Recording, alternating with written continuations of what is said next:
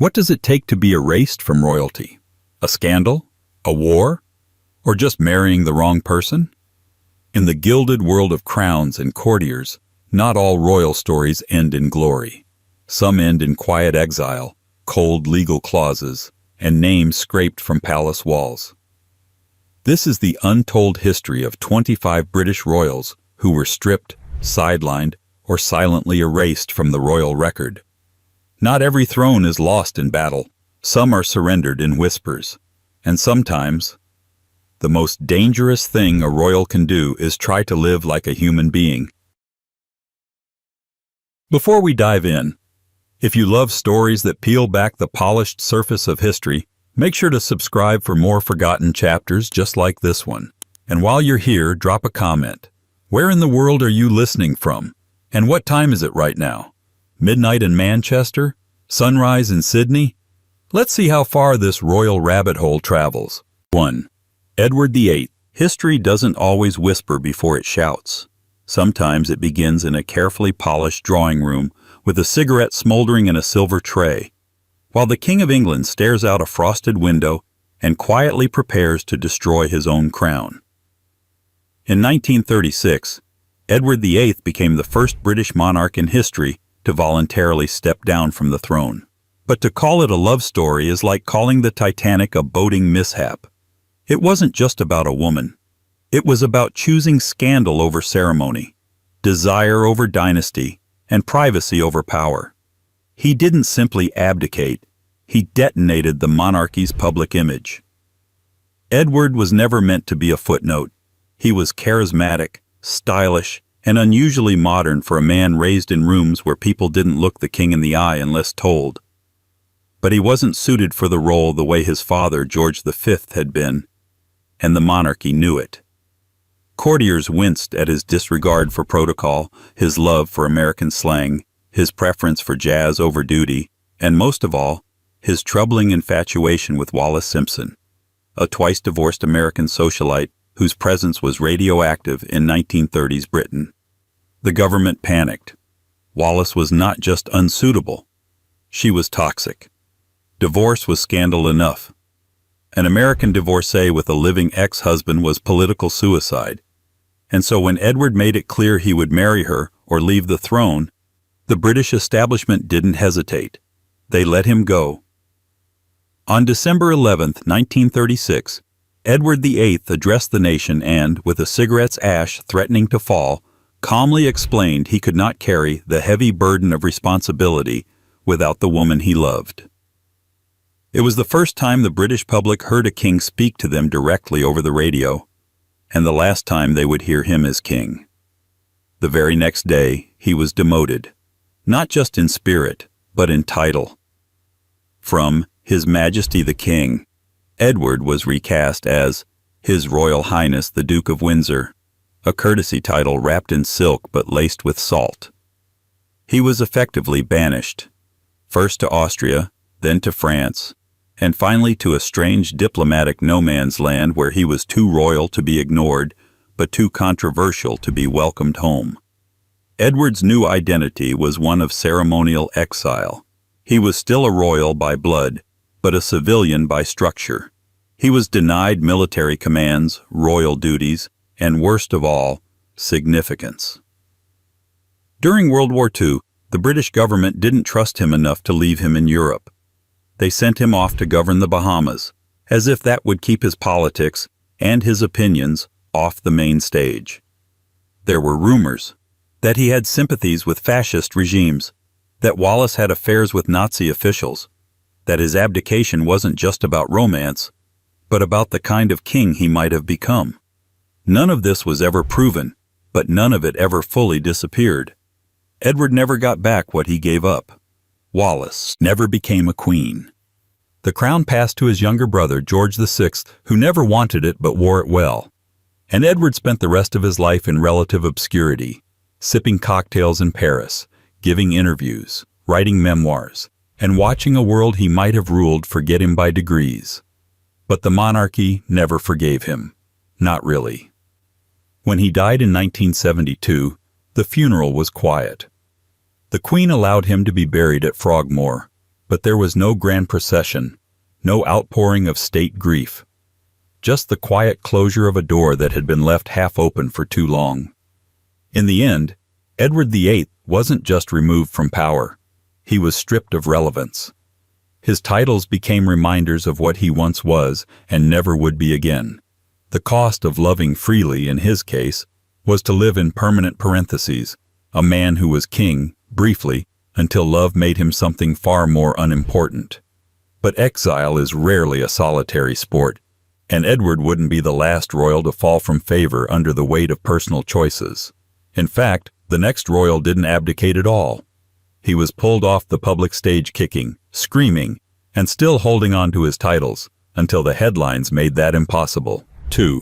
Prince Andrew, Duke of York. It's hard to say exactly when Prince Andrew fell. That's the thing about slow-motion disasters.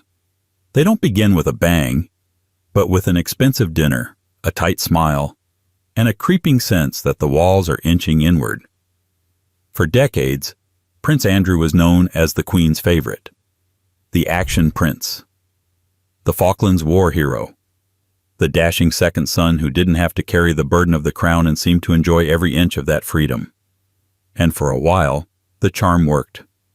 He flew helicopters, dated models, and did the kind of things that tabloid editors dream of. He was royalty without responsibility, a bachelor with a uniform, and for the royal PR machine, a reliable splash of color. But then the headlines began to shift. They got darker, stickier, less about polo and more about parties, less about his royal engagements and more about his increasingly questionable friendships. The turning point was Jeffrey Epstein, a name that became an ink stain on everyone associated with it. And Prince Andrew, somehow, was more than associated. He was entrenched. Photos emerged. A now infamous image of Andrew standing awkwardly with a teenage girl wrapped around his waist, the hollow kind of smile that seems carved rather than felt. There were questions, too many to ignore. Allegations spiraled into lawsuits. Accusations became sworn testimony. And through it all, Prince Andrew's denials got more emphatic and less convincing. Then came that interview. November 2019, BBC's Newsnight. In a bid to clear his name, Prince Andrew sat down with journalist Emily Maitlis and delivered what is arguably the most catastrophic interview ever given by a member of the royal family. He didn't sweat, he said, because of a rare medical condition. He couldn't have been with the girl in question because he remembered taking his daughter to a Pizza Express in Woking that night, a detail so oddly specific it landed with all the credibility of a Shakespearean aside. The public didn't buy it. Neither did the monarchy. By early 2022, Buckingham Palace had seen enough. After a civil lawsuit was filed against Andrew in the U.S., the Queen, yes, his own mother, stripped him of his royal patronages, military affiliations, and most significantly, his Royal Highness style. He could still technically call himself the Duke of York, but that title now felt less noble and more like a legal technicality. He was functionally no longer a working royal, a prince in name only. No more ceremonial parades, no more public appearances on the Queen's behalf. He was disinvited from nearly every official event and discreetly removed from balcony photos during Platinum Jubilee celebrations. And yet, unlike Edward VIII, Andrew didn't choose exile. He didn't go quietly. He stayed. A ghost of royal privilege drifting through Windsor, visible mostly when someone noticed the silence around him. He settled the lawsuit in 2022 out of court, with no admission of guilt, just an unspoken agreement to disappear. Public forgiveness was not extended. Private redemption, if it came at all, was deeply buried beneath decades of scandal, secrecy, and an institutional allergy to accountability. And so, Prince Andrew exists now in a kind of royal purgatory. He hasn't been officially disowned, but no one is sending him invitations either. His portrait doesn't hang in public view. His name is conspicuously absent from press releases. The military regiments he once represented have ceremonially replaced him with figures the public can applaud without wincing. He remains the Duke of York, but the title rings hollow. more like a warning than an honor, a symbol of how far a royal can fall, not from power, but from grace, that intangible thing no crown can guarantee. The monarchy didn't just strip him of titles. It sealed him in a glass box, labeled not to be opened in public, and slid it under the rug. But at least Andrew was born royal. He started with everything and lost it inch by inch. Not all royals begin that way. Some are born with foreign blood, tangled in complex allegiances, and find themselves erased not by scandal but by war. Before we get to the next royal lost to war in lineage, take a second to subscribe. It helps keep these stories alive and unpolished. And tell me in the comments, where are you watching from and what time is it on your end? Are you deep into a 3 a.m. mystery spiral or sneaking this in on your lunch break? Let's map the monarchy's reach. 3. Prince Henry of Prussia. Long before Twitter could cancel you, a royal could be erased with the stroke of a fountain pen in the full force of Parliament. Prince Henry of Prussia learned this the hard way, not for scandal, not for sedition, but for bloodlines and battlefield loyalties that were suddenly on the wrong side of history. He wasn't just a Prussian prince. He was married to Princess Irene of Hesse, the granddaughter of Queen Victoria. That made him, by marriage, part of the extended British royal family, a status that once came with invitations to state dinners, inclusion in royal correspondence, and the occasional sentimental portrait in the family gallery. It was the kind of soft diplomacy the monarchs of Europe had practiced for centuries.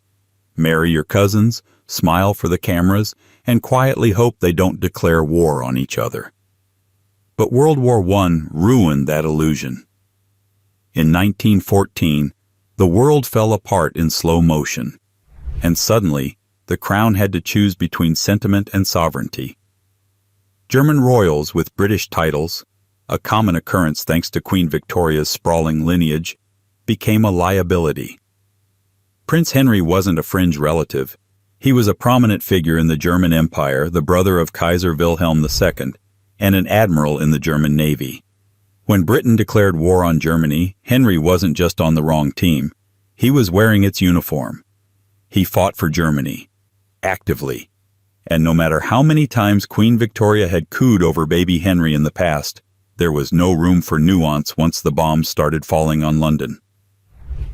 In 1917, the British government passed the Titles Deprivation Act, a cold, bureaucratic tool designed to surgically remove disloyal royals from the family tree. Henry was one of the first names on the list. With Parliament's blessing, King George V officially stripped him of all British styles, honors, and titles. Whatever English grandeur had once been attached to his name evaporated with a quiet legal clause. From that point on, Prince Henry of Prussia was no longer a British royal in any meaningful way. He didn't lose a crown. He lost recognition. His name vanished from the court circular. He became a familial ghost, unmentioned in polite company and politely excised from the narrative of noble continuity. What made Henry's removal sting even more was its symbolism. He wasn't caught in a scandal. He didn't commit a personal failing. He simply happened to be born on one side of a family tree that was now at war with the other. The same blood that once bound the European monarchies together now marked him for exclusion. His wife, Princess Irene, remained a strange bridge between both worlds. British by birth, German by marriage, and privately devastated by the war's ability to turn cousins into enemies. She kept close ties with her sisters, including the Tsarina of Russia and Queen Victoria Eugenie of Spain, both of whom would also witness their worlds unravel in the coming years. It was a tragic constellation of royals brought down not by choice but by the collapsing structure of the old world. Prince Henry lived the rest of his life in Germany, far from the pageantry of Buckingham Palace or the titles he once held by marriage. He died in 1940, as Europe once again teetered into war, and this time no one suggested restoring his titles. His name was a relic, too German for Britain, too royal for the republics rising in his homeland. But the war didn't just claim Henry. The Titles Deprivation Act had a longer list. It worked its way down the family tree, pruning anyone who had fought for the Reich, no matter how regal their heritage. And next in its path was another royal who, like Henry, found himself stripped not for what he did, but for where he came from, and which flag he saluted when the world split in two. 4. Prince Ernest Augustus, Duke of Brunswick. It's never easy being royalty in two countries, especially when those countries declare war on each other. Prince Ernest Augustus, Duke of Brunswick, discovered this the hard way, and unlike those who faded quietly from royal view, Ernest was removed with surgical precision. An example of what happens when royal bloodlines turn into diplomatic liabilities. Ernest Augustus wasn't some distant cousin barely hanging on to a courtesy title. He was a great-grandson of King George III and, by all legal definitions, a British royal prince. But he was also a direct heir to the Kingdom of Hanover, a now-defunct German realm that had once shared a monarch with Britain until the crown was split by the inconvenient matter of Salic law. That legal quirk barred women from ruling Hanover, which meant when Queen Victoria took the throne in Britain, the Hanoverian kingship passed to her uncle. From that point onward, the British and Hanoverian royal lines diverged, at least on paper. By the time Ernest Augustus came along in the late 19th century, he was positioned as both Duke of Brunswick and head of the House of Hanover. That meant, to Britain, he was one of theirs. But to Germany, he was one of their own. This royal overlap might have been charming in the age of handwritten letters and shared Christmas trees, but by 1914, it was nothing short of a geopolitical disaster. When World War I broke out, Ernest Augustus sided with Germany. It wasn't a betrayal, at least not by his logic. He was a German duke, living in a German duchy, serving the German cause. But to Britain, this wasn't just a case of unfortunate allegiance. It was treason adjacent. And as the war dragged on, the tolerance for dual loyalties evaporated. The monarchy was shedding its Germanic identity as fast as it could, renaming the House of Saxe-Coburg and Gotha to Windsor, anglicizing titles, and scrubbing away anything that might suggest a sympathetic link to the Kaiser's empire. In 1917, King George V authorized the Titles Deprivation Act, a blunt instrument dressed in parliamentary robes. Ernest Augustus was one of the most prominent targets. His British titles, peerages, and honors were formally stripped. Gone was his status as a prince of the United Kingdom. Gone were his rights to sit in the House of Lords. What remained was a legal carcass, still a royal in Germany, but persona non grata in the country where his great-grandfather had once ruled. The irony? He was married to Princess Victoria Louise, the only daughter of Kaiser Wilhelm II, and their 1913 wedding had been one of the last great royal family reunions before the continent fractured. King George V, Tsar Nicholas II, and the Kaiser himself all in attendance, dressed in splendid uniforms, raising glasses in celebration of familial unity that would dissolve within a year. That marriage, once seen as a dynastic triumph, was now retroactively viewed as a liability. Ernest Augustus lost more than his titles. He lost access to the British royal network, diplomatic standing, and the symbolic privilege that came with being recognized as part of the British establishment. His children, too, were effectively removed from the line of succession, not by blood, but by legal exile. Despite everything, he remained active in German public life. He continued his role in German aristocracy through the Weimar Republic and even into the Nazi era, where his family's position remained ambiguous, influential enough to be noticed, but cautious enough to avoid direct political entanglement. Still, in Britain, his name was reduced to a footnote in the larger project of wartime purification. And like a pattern repeating itself with tragic familiarity, Ernest wasn't alone. His story was just one tile in a larger mosaic, a monarchic bloodline pulled in two directions by geography and war. The Titles Deprivation Act would go on to erase several more names from Britain's royal registry, each one a quiet revocation, a formal forgetting. The next on that list? Another grandson of Queen Victoria, one who, like Ernest, inherited both prestige and peril from a divided ancestry, and who, once war came, found that titles are only safe when the flags they stand under are still flying in the same direction. 5. Prince Charles Edward, Duke of Saxe-Coburg and Gotha. Some royals are born into scandal, others chase it. But Prince Charles Edward, Duke of Saxe-Coburg and Gotha, was born into something far more complicated, a name that carried two empires and eventually satisfied neither. He was Queen Victoria's grandson. That alone should have been enough to guarantee a life of privilege, pomp, and respectable irrelevance. The kind of British royal who wears too many medals and opens too many hospitals. But fate, or at least dynastic chess, had other plans. At the tender age of 16, Charles Edward was plucked from his studies at Eton and shipped off to Germany to become the ruler of Saxe-Coburg and Gotha, a minor but respected duchy in the German Empire. This was not a promotion. It was an export. Germany needed a duke. Britain had a spare royal. And so, with a faintly diplomatic shrug, Charles Edward became Karl Eduard, the latest Anglo-German hybrid in a long line of them. He embraced the role with the enthusiasm of someone who didn't yet understand the cost. He learned German, donned the uniforms, and pledged loyalty to the Kaiser. And in doing so, he walked directly into the storm that would one day erase his British titles entirely. World War I made things simple for people with complicated loyalties. It drew a line, and you had to pick a side. Charles Edward chose Germany, and not just passively. He served in the German army, took up causes aligned with imperial interests, and became a fervent supporter of the German war effort. To his British relatives, this was more than uncomfortable. It was untenable. King George V, who had once attended Charles Edward's christening, now had to reckon with the fact that his cousin was, for all intents and purposes, a wartime enemy.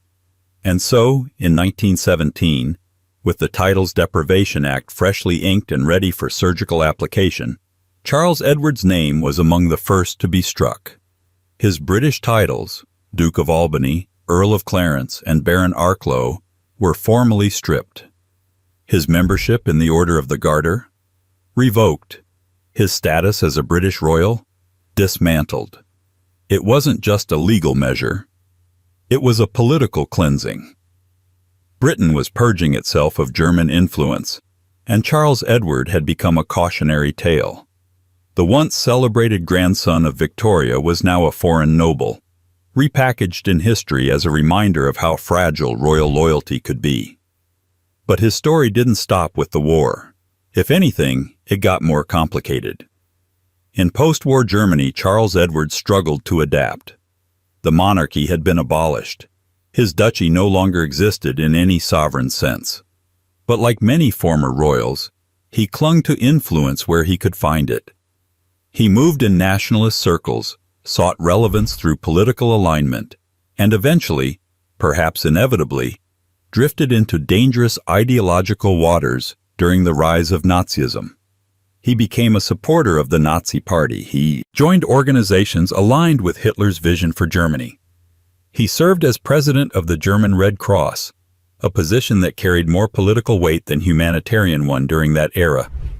And he became, in the eyes of his British family, not just a former royal, but an embarrassment of diplomatic proportions. After World War II, the Allies arrested him. He was interned, investigated, and declared a lesser offender by a denazification court. But his reputation never recovered. His British titles, already lost decades earlier, were never even considered for restoration. The monarchy had long since buried his name beneath the polite silence of distance. He died in 1954, not as a Prince of Britain, but as a discarded symbol of a broken empire and a fractured family. His story, like many of the royals lost to the Titles Deprivation Act, reveals something uncomfortable: that titles, no matter how gilded, are paper shields against the choices that history forces you to make. And speaking of divided loyalties, the act didn't stop with Charles Edward. It kept going, cutting down branches of the family tree that had grown too deep into enemy soil. The next name on the list? A royal tied not only to Britain's monarchy, but to the military aristocracy of a rising empire, and one whose demotion came not with scandal, but with war's brutal arithmetic. 6. Prince Wilhelm of Prussia. Prince Wilhelm of Prussia didn't just lose his British titles. He lost his position in a royal family that had, until the world unraveled, seen itself as a pan-European insurance policy. Marry your cousins, secure your alliances, keep the throne in the family. It was an elegant system, right up until the moment it exploded. Wilhelm was born into a world where being both British and German wasn't a contradiction. It was practically fashionable.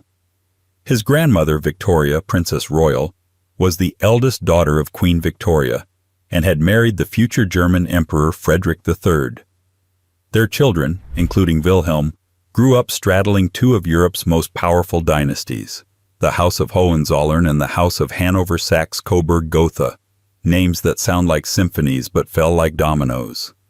Wilhelm wasn't just a royal heir. He was the future, a Prussian prince raised with the expectation of influence, power, and military glory. But when the First World War erupted, those family ties across Europe became liabilities, not assets. Suddenly, the polite fiction of international royalty collapsed into the brutal clarity of national allegiance. Prince Wilhelm, unsurprisingly, served in the German army. He was a Hohenzollern, after all, the ruling dynasty of the German Empire. Fighting for Germany wasn't a betrayal from his point of view. It was his duty. But from Britain's point of view, it was treason adjacent. One more example of how entangled and dangerous the royal bloodlines had become. By 1917, Britain was hemorrhaging patience. Anti-German sentiment was boiling over at home. The royal family's own name was changed from the very German Saxe-Coburg and Gotha to the aggressively plain Windsor. And King George V, who had once attended royal weddings with Wilhelm, now faced a stark political choice: protect the monarchy or protect the family. He couldn't do both. Enter the Titles Deprivation Act of 1917, a law that didn't shout but rather whispered its intent through legalese: remove the German-linked royals, cleanse the institution of foreign influence, and erase from public record those who had chosen the wrong side of history. Wilhelm's name was one of several added to the list. His British honors and princely status were revoked. No ceremony, no rebuttal, just a quiet bureaucratic decapitation. For Wilhelm, the consequences were more symbolic than practical. He hadn't grown up in Britain. His identity was firmly German, and he had little use for the British titles aside from the diplomatic glitter they once offered. But what stung, what always stings in these cases, was the rejection. To be removed by your grandmother's country, by your mother's kin, was not just a loss of status. It was a statement of disownment. Wilhelm's life after the war was marked by a slow fade into aristocratic irrelevance. The German monarchy was dismantled after 1918, and the Hohenzollerns became a royal family in name only. Wilhelm, like many former royals, struggled to find a role in the modern world. Too noble for normalcy, too politically toxic for public life. He died in 1951, largely forgotten outside of royal historian circles. His British titles were never restored. The nation that had once considered him one of its own had quietly deleted his chapter. His story, like those of the other royals cut down by the Titles Deprivation Act, is less about personal failure and more about the brutal efficiency of war. In peacetime, these princes were symbols of unity. In wartime, they were risks. And when risk outweighs sentiment, the crown sharpens its scissors. But while war made these decisions easy for governments, the human cost was far messier. Because not every royal stripped of their title was fighting for the other side. Some were fighting for love, others for dignity. And one in particular, a princess raised in privilege, who gave up everything for a man with no crown, proved that even voluntary exits could come with a permanent erasure. 7. Princess Patricia of Connaught. Royalty is often a performance, and Princess Patricia of Connaught played the part with a sort of quiet brilliance. Born in 1886 to Prince Arthur, Duke of Connaught and Strathearn, the third son of Queen Victoria, Patricia was never meant to inherit a throne, but she was born with the full ceremonial weight of a princess. Her life unfolded in palaces, at state banquets, beside carriages drawn by ceremonial horses. She was royalty to the bone, with all the unspoken expectations that came with it. And then she walked away from it. Not in scandal, not in protest, but in what might be the most dignified, deliberate act of royal self-erasure in the entire canon of British aristocracy. In 1919, Patricia voluntarily gave up her royal title upon marrying a commoner, Alexander Ramsay, a naval officer and her father's aide-de-camp. The decision was historic. She didn't lose her title because of war or scandal. She gave it away. And that made the silence afterward all the louder. At the time, Patricia was considered one of the most eligible royal women in Europe.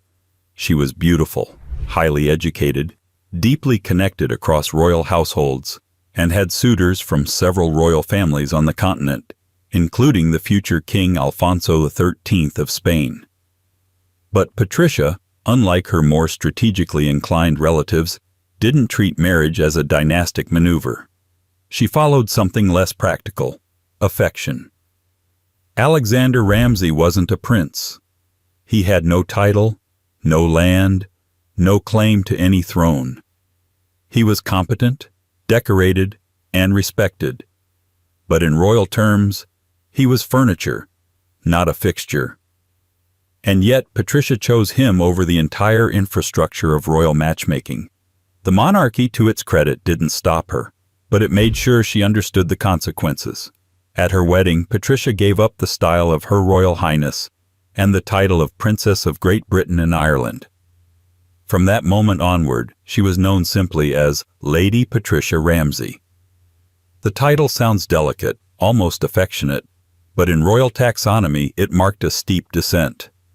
She retained a certain social prestige, of course, but it was clear she was no longer a working royal.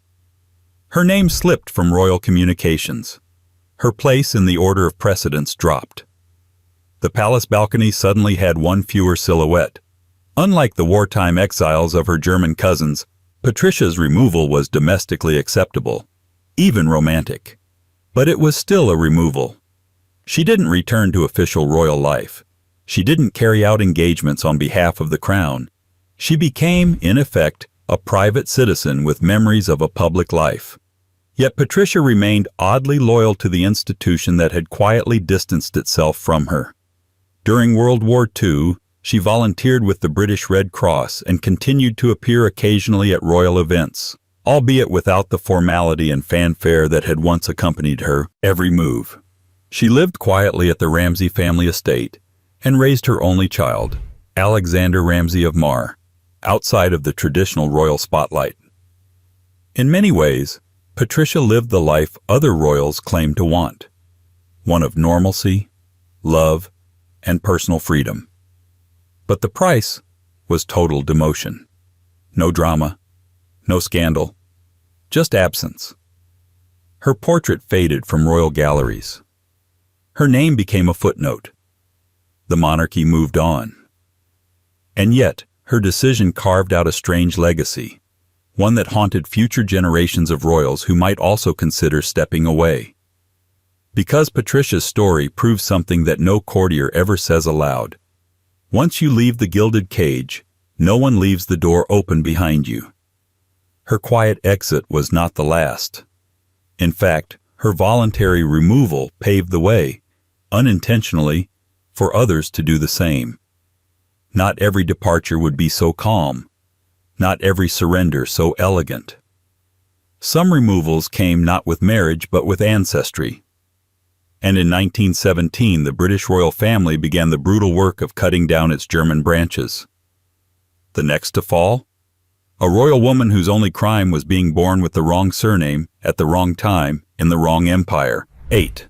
Princess Alexandra of Cumberland. If royal blood is supposed to guarantee anything, it's survival through symbolism. But in 1917, symbolism itself became radioactive, and few felt this more sharply than Princess Alexandra of Cumberland, a royal whose very name became grounds for erasure. Born in 1882, Princess Alexandra was not some distant cousin tucked away in a dusty wing of a forgotten castle. She was the daughter of the Duke of Cumberland and Teviotdale, and granddaughter of King George V of Hanover, the offshoot German branch of the British royal family that had governed Hanover until it was annexed by Prussia in the 1860s.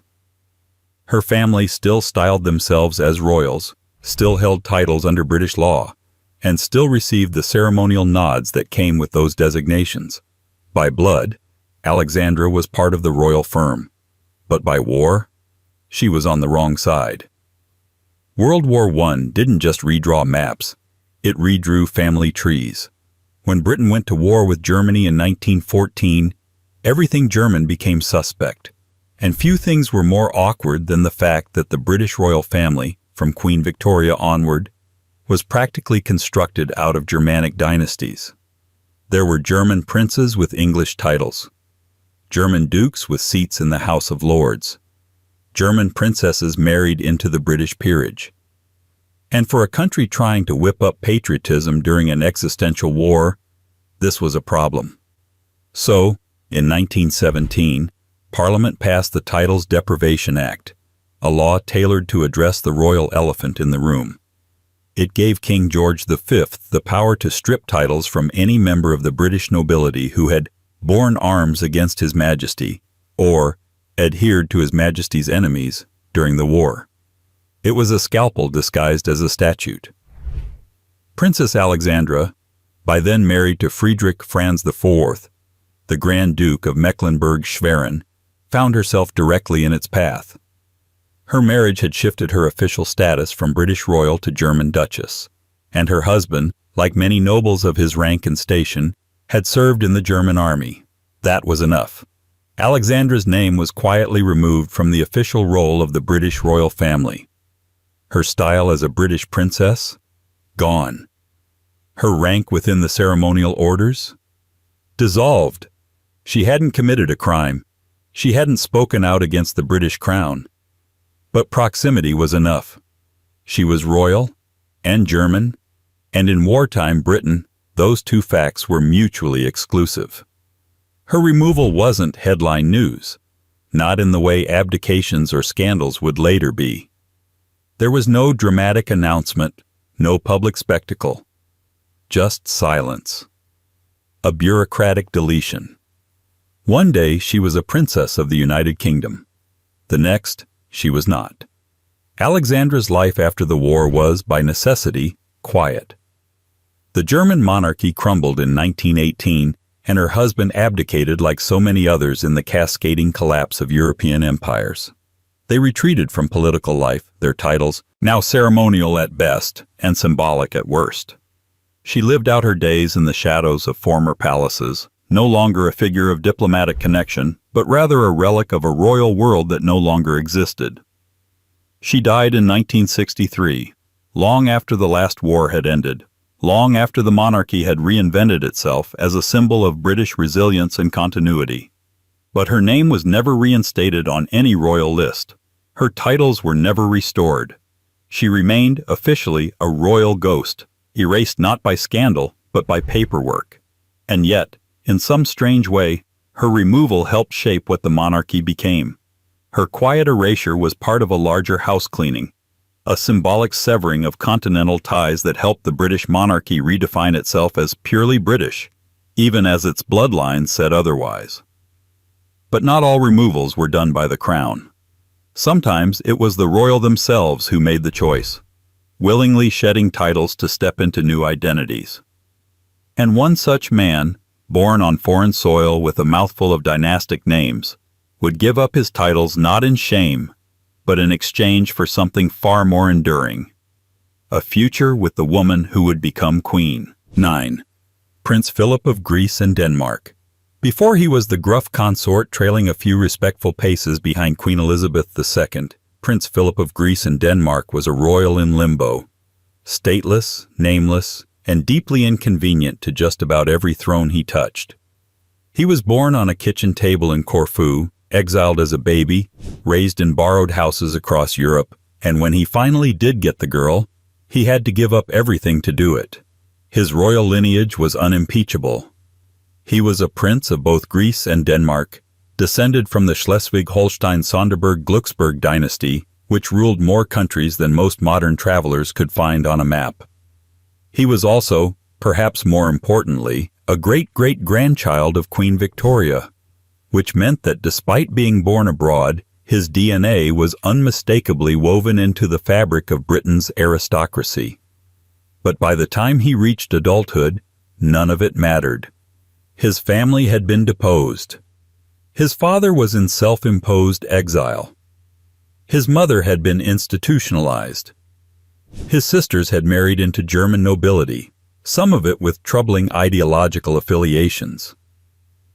So, when he began courting Princess Elizabeth in the 1940s, he wasn't bringing much to the table. Not in the way traditional royal alliances once demanded. No kingdom, no wealth, and no political leverage.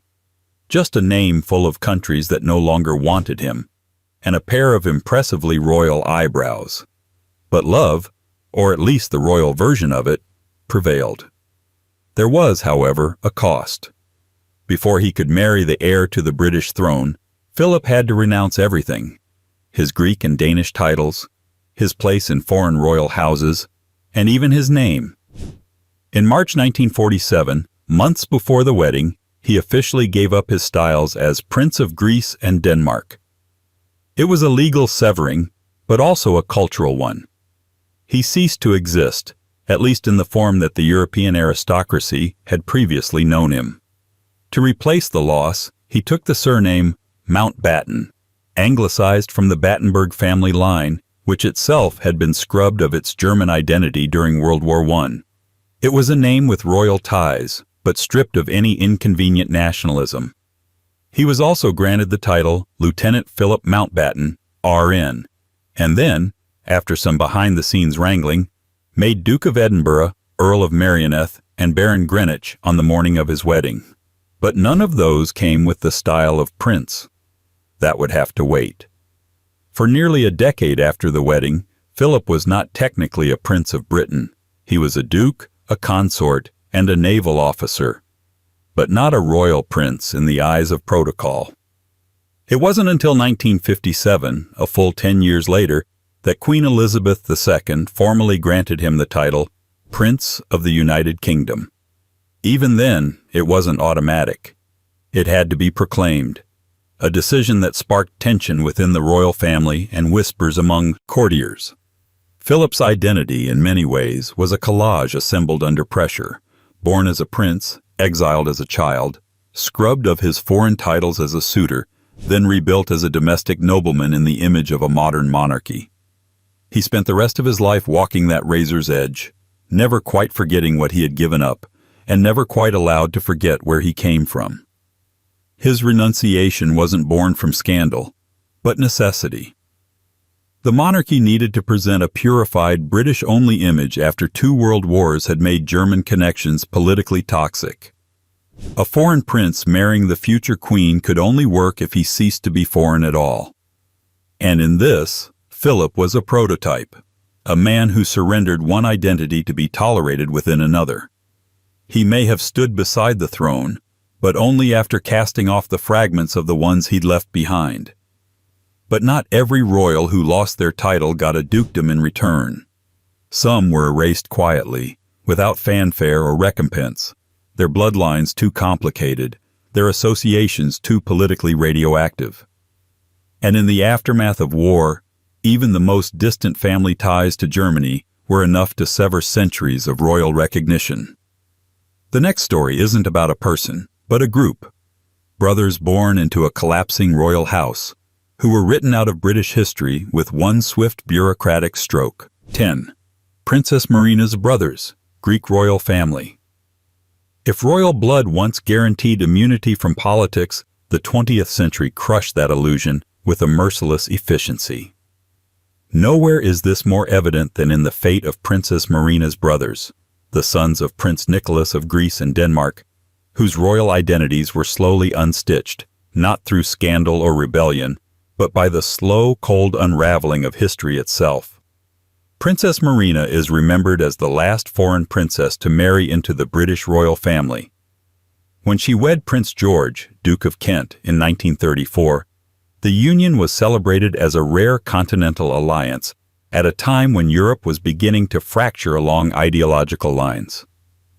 Marina brought style, pedigree, and a certain cosmopolitan flair to the British monarchy. Her lineage was impeccable. She was the granddaughter of King George III of Greece and a great-granddaughter of Tsar Alexander II of Russia.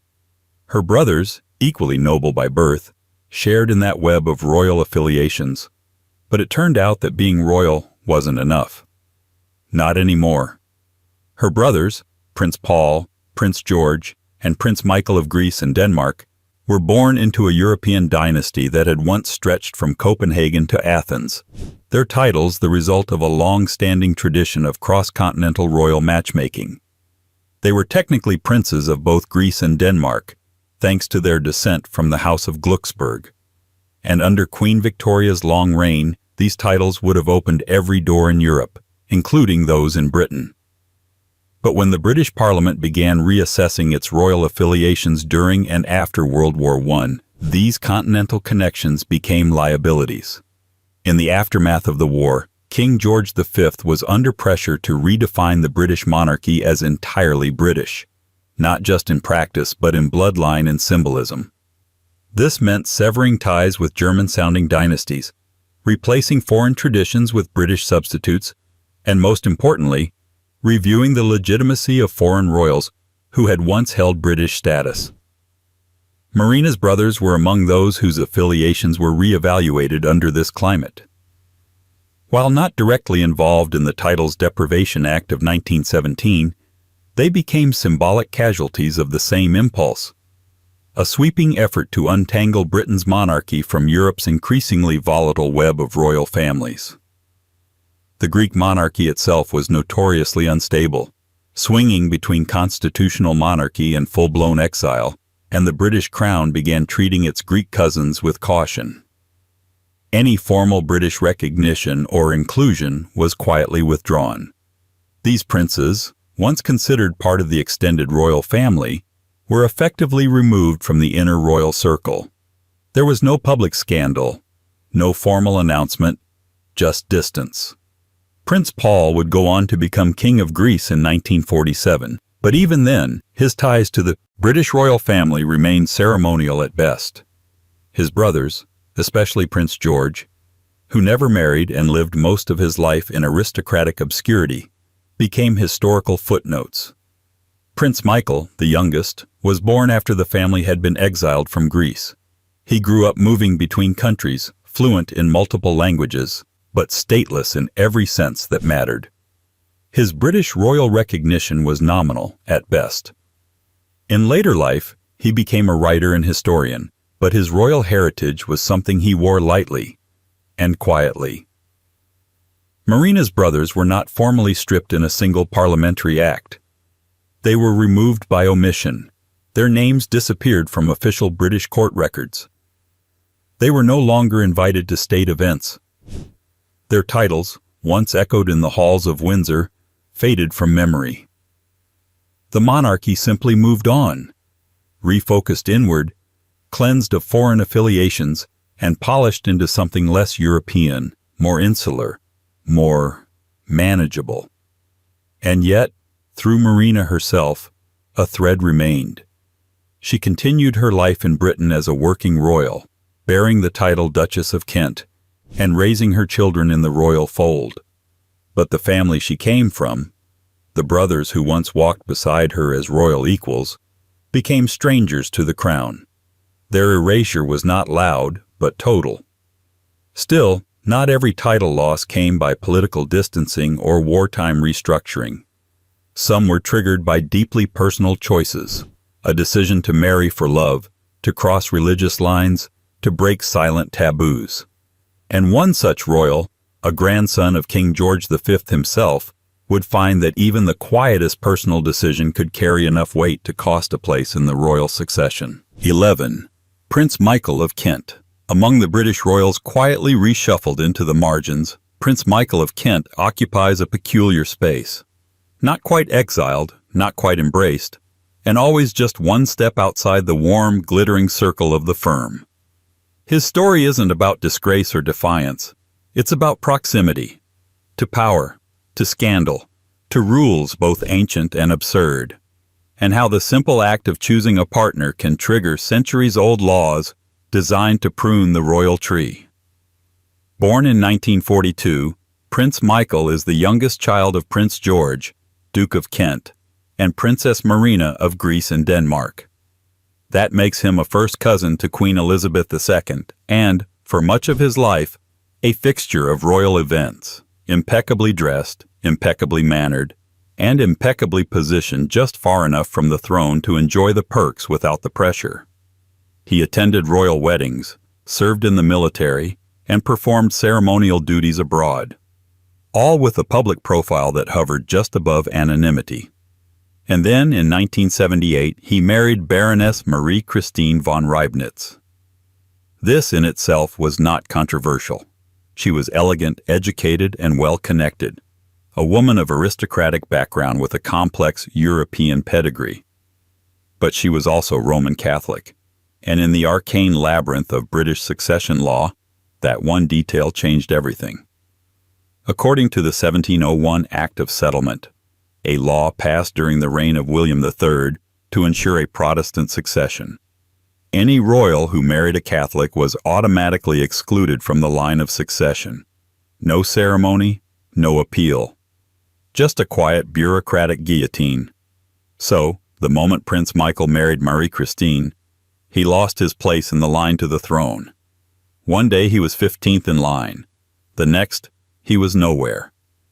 He also quietly stepped back from most public royal duties, though he retained his title and was never officially stripped of anything. His name simply stopped appearing on the succession roll, and yet his removal carried symbolic weight.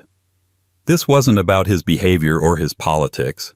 It was about religion, a centuries-old paranoia baked into the very DNA of British constitutional law. A reminder that, for all its modern rebranding, the monarchy still operated under rules that viewed Catholicism less as a faith and more as a foreign threat. For years, Prince Michael's exclusion was quietly tolerated, a relic of the system, just one of those things. But as the world modernized, the logic behind his removal began to feel absurd. By the early 2000s, polls showed that even the British public found the rule archaic. And in 2013, Parliament finally acted. The Succession to the Crown Act repealed the exclusion of royals married to Catholics, allowing them to retain their place in the line. And just like that, Prince Michael was restored. Sort of. He re-entered the line of succession, now far down the list, behind dozens of younger royals. But the reinstatement felt more like a formality than a comeback. By that point, he had already lived decades in quiet royal limbo. His military career was complete. His children were grown. His wife had converted to Anglicanism, and the royal world had evolved without him. Still, the episode left its mark. Prince Michael's temporary removal, though bloodless and bureaucratic, revealed the strange fragility of royal identity, how a name, a birthright, a place in history can hinge on a clause from a law written in the shadow of the glorious Revolution. And even after his reinstatement, Prince Michael never quite rejoined the royal spotlight. His presence at royal events remained polite, ceremonial, and peripheral. In public perception, he existed on the monarchy's outer orbit, recognizable, respectable, but rarely discussed unless someone needed to name the Queen's cousin who looked suspiciously like Tsar Nicholas II. His story underscores a quiet truth, that royal status, even when unchallenged by scandal, can be disassembled by the slow-turning gears of law, religion, and tradition. Not with fanfare, but with footnotes. And yet, some royal removals were not matters of law or legacy, but decisions made across generations. Some families chose to step away from the British titles entirely, opting instead for integration into the royal structures of other nations. Because for certain descendants of British princesses, the question was not whether they would lose their British status, but whether they ever wanted it in the first place. 12. Princess Margaret of Connaught's descendants. Not all royal exits are dramatic. Some are quieter, woven into family decisions and diplomatic shifts that feel administrative on the surface, but carry the echo of generational consequences. The descendants of Princess Margaret of Connaught are a case study in that kind of slow, graceful unraveling, a gradual distancing from British titles that, while not explosive, remains irreversible. Born in 1882, Princess Margaret of Connaught was the daughter of Prince Arthur, Duke of Connaught, and granddaughter of Queen Victoria. She was considered one of the brightest stars of her generation, beautiful, charming, multilingual, and thoroughly royal. Had history unfolded differently, she might have become Queen of Sweden. In fact, she almost did. In 1905, Margaret married Prince Gustav Adolf of Sweden, who would later become King Gustav VI Adolf. It was a strategic marriage in the old tradition, uniting the British and Swedish royal houses, strengthening diplomatic ties, and ensuring that the legacy of Queen Victoria would stretch even further across the map of Europe. The union was widely celebrated, a royal love story with enough mutual affection to soften the diplomatic edges. But marrying out of the country came with a price. Margaret, though still considered a British princess, became first and foremost a member of the Swedish royal family. Her identity, her residence, her duties, all shifted permanently to Stockholm. Her children, though royal by birth and heirs to the Swedish throne, were not raised as British royals. They inherited their father's dynastic legacy, not their mother's. Which brings us to the core of the mystery. Why were her descendants effectively removed from the British royal fold? The answer lies in a mix of law, choice, and practicality. When a British princess marries into a foreign royal house, her children do not automatically receive British titles or succession rights unless explicitly granted. This wasn't just custom, it was policy. Margaret's children were raised as Swedish royals, served in Swedish public life, and were never considered part of the British line of succession, despite their perfectly royal blood. There was no formal stripping, no scandalous departure. But over time, the connection frayed. British titles were not inherited. Honors were not extended. And by the next generation, Margaret's descendants were, for all intents and purposes, foreign royals with British ancestry, not British royals with Swedish affiliations. Some might argue that this wasn't removal at all, simply a natural progression of dynastic politics. But what makes the case notable is the voluntary aspect. Princess Margaret could have requested British titles for her children. The crown could have extended them. But neither side pushed for it. The message was clear. The future of this branch of the family tree lay elsewhere.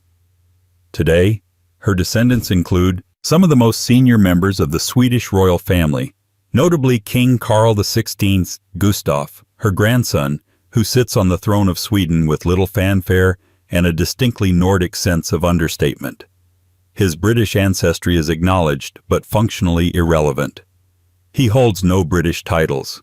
He performs no duties for the crown.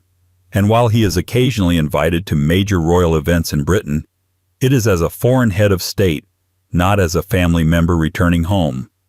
It is perhaps the most polite form of royal erasure. No disgrace, no demotion, just distance. A family line that once sat near the heart of Queen Victoria's empire now orbits a different sun entirely. Yet the decision echoes through the royal halls to this day. It set a precedent that marrying into foreign royalty, however noble, can mean stepping away from Britain's royal machinery. That royal blood does not guarantee royal recognition. And that sometimes it is the quiet choices, the ones made in drawing rooms and private correspondences, that permanently alter the shape of a dynasty. The next royal didn't make that choice. He didn't slip away through marriage or migration. He was cut loose, not for anything he did wrong, but for the unfortunate fact that his uniform, once respected, became the enemy's. His story, like so many others in 1917, was less a scandal and more a strategic deletion. 13. Prince Ernest of Hohenlohe-Langenburg. In the grand tapestry of European royalty, some names fade not because they lack nobility, but because they carried the wrong name at the wrong moment. Prince Ernest of Hohenlohe-Langenburg was one such casualty, a man of noble heritage and royal ties whose British titles were cleanly erased, not by personal disgrace, but by geopolitical math. Born in 1863, Prince Ernest wasn't a fringe figure in the British royal orbit. He was married to Princess Alexandra of Edinburgh, a granddaughter of Queen Victoria, making him part of the inner circle of European aristocracy. He was the head of the House of Hohenlohe-Langenburg, a small but significant German princely family. While his homeland wasn't a great power in the same sense as Prussia or Austria, Ernest had a well-established place among Germany's noble elite, and, crucially, close familial links to the British royal family. In the pre-war years, this dual identity was not just accepted, it was celebrated. European royals were constantly exchanging titles, attending weddings and toasting their mutual bloodlines with alarming efficiency. Ernest was no exception. He was a regular guest at British royal events, held honorary positions, and maintained all the trappings of a British-aligned continental prince. But then the world caught fire. When World War I erupted in 1914, the quiet luxury of dynastic diplomacy collapsed under the weight of nationalism. And by the time the war reached its darkest middle point, it was clear that having a German surname was no longer a quirk of royal genealogy. It was a liability. Ernest's situation was textbook. He was a German prince by blood, married into the British royal family, and loyal to the German Empire. During the war, he served in the German military, not as a frontline soldier, but as part of the aristocratic infrastructure that underpinned the German war effort. He wasn't leading cavalry charges across no man's land, but his loyalty was not in question. He was on Germany's side, and Britain knew it. This, unfortunately for him, aligned him directly in the crosshairs of the Titles Deprivation Act of 1917. Passed with surgical intent, the act authorized the British Crown to remove all titles, honors, and rights from any member of the British peerage or royal family who had borne arms against His Majesty or adhered to His Majesty's enemies during the war. Ernest checked both boxes, and so, without ceremony, his British honors were revoked. It wasn't just a bureaucratic maneuver, it was a public message. Britain was rewriting its royal affiliations, cutting out the parts that no longer matched the new post-war identity. The House of Windsor, newly rebranded from its Germanic origins, could no longer afford visible connections to enemy dynasties. Ernest's royal standing in Britain was erased not with scandal, but with statute. From that point onward, he was persona non grata in British royal circles. His name vanished from court documents. His British affiliations dissolved. The family he had married into, the descendants of Queen Victoria, now treated him as a foreign figure, no longer entitled to the rights and recognition of his marriage alliance. And yet Ernest wasn't embittered, at least not publicly. After the war, he returned to the quiet life of a German nobleman. His principality had lost most of its political clout in the shifting tides of Weimar politics, but he remained a respected figure within aristocratic society. He died in 1950, largely forgotten outside of genealogical charts and dusty archives, a man once at the crossroads of two great empires, ultimately remembered by neither. His story is a subtle reminder that royal status can be both absolute and conditional. You can be royal by blood, by marriage, by title, and still find yourself erased when the political winds change. And that wind didn't stop blowing in 1917. It continued sweeping across royal Europe, knocking titles off shoulders like dust off old portraits. And it didn't spare those with grander dukedoms or deeper Hanoverian roots. The next name on the list was part of a royal house so historically intertwined with Britain, its removal required nothing less than rewriting history itself. 14. Duke of Cumberland and Teviotdale, Ernest Augustus. To lose a title is one thing. To lose a kingdom, a title, and a place in history in a single generation? That's something only a handful of royals have managed. And Ernest Augustus, Duke of Cumberland and Teviotdale, holds that bitter distinction. His name might not leap off the pages of modern royal coverage, but in the early 20th century, his story symbolized the full collapse of a dynastic structure the British crown had spent centuries quietly building. Ernest Augustus was not just any nobleman. He was the head of the House of Hanover, a family that had once ruled both Britain and the German Kingdom of Hanover in a neat, if increasingly awkward, dual monarchy. The connection began in 1714 with George I, who took the British throne while still reigning as Elector of Hanover. But when Queen Victoria inherited the British crown in 1837, Hanover's succession laws blocked her from becoming queen there. They didn't allow female rulers. So the two thrones split. Britain went forward with Victoria. Hanover reverted to her uncle, Ernest Augustus I. The lines diverged, but not entirely. Titles, family connections, and intermarriage ensured that the Hanoverian link remained firmly rooted in the British royal structure. By the time World War I began, the Hanoverian claimant, Ernest Augustus, born in 1887, was both Duke of Brunswick in Germany and, legally, Duke of Cumberland and Teviotdale in Britain. He was styled as a British prince, held British peerages, and was still, technically, entitled to sit in the House of Lords. That dual identity became a problem the moment the war broke out. Like many royals with one foot in each country, Ernest Augustus found himself forced to choose. And he chose Germany.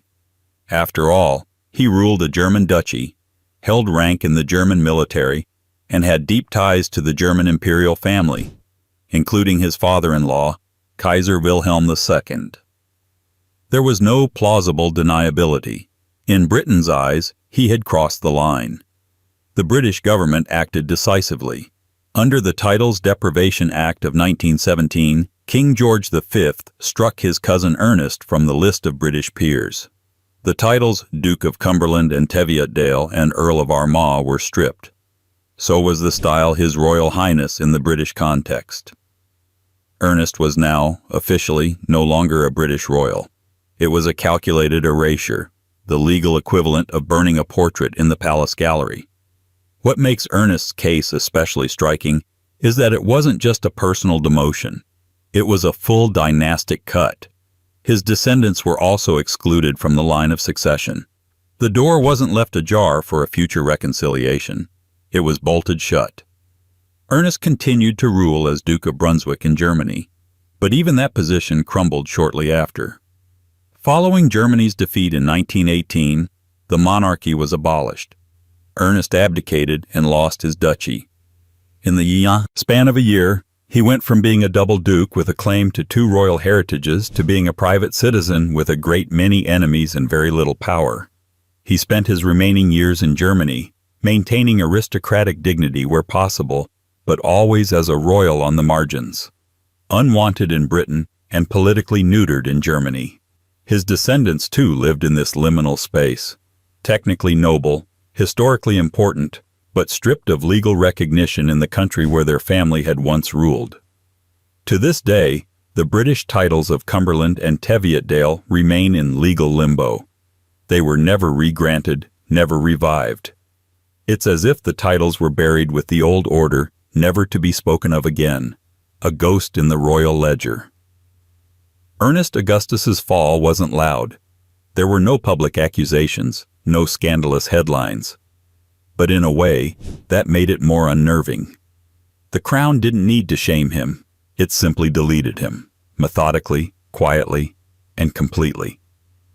But while war and politics stripped titles from Ernest, Another kind of removal was already written into the fabric of Britain's monarchy, one that reached even further back, into the aftermath of a royal crisis, so profound it split the kingdom in two. The next royal wasn't removed by Act of Parliament, but by the turning tide of succession itself. A prince turned cardinal, a Stuart loyalist erased by the very throne he once claimed as his own. 15. Henry Benedict Stuart, Cardinal Duke of York.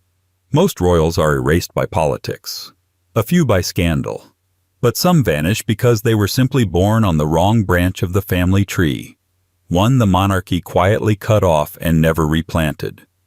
Henry Benedict Stuart, also known by his Jacobite title as Henry IX, and more officially in ecclesiastical circles as Cardinal Duke of York, was the last breath of a royal lineage that Britain tried its hardest to forget. To understand Henry's removal, one must go back to the Glorious Revolution, that bloodless branding reset in 1688 when James II, a Catholic king, was ousted in favor of his Protestant daughter Mary and her husband William of Orange.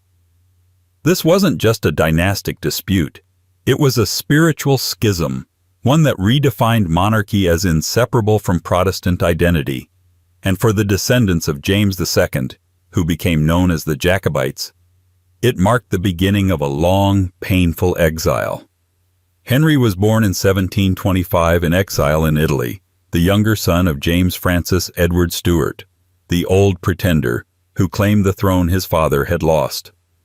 Henry's older brother, Charles Edward Stuart, better known as Bonnie Prince Charlie, would become the face of the last serious Jacobite uprising. But when that rebellion failed at Culloden in 1746, the Jacobite cause withered, and the British establishment turned its back on the entire Stuart line.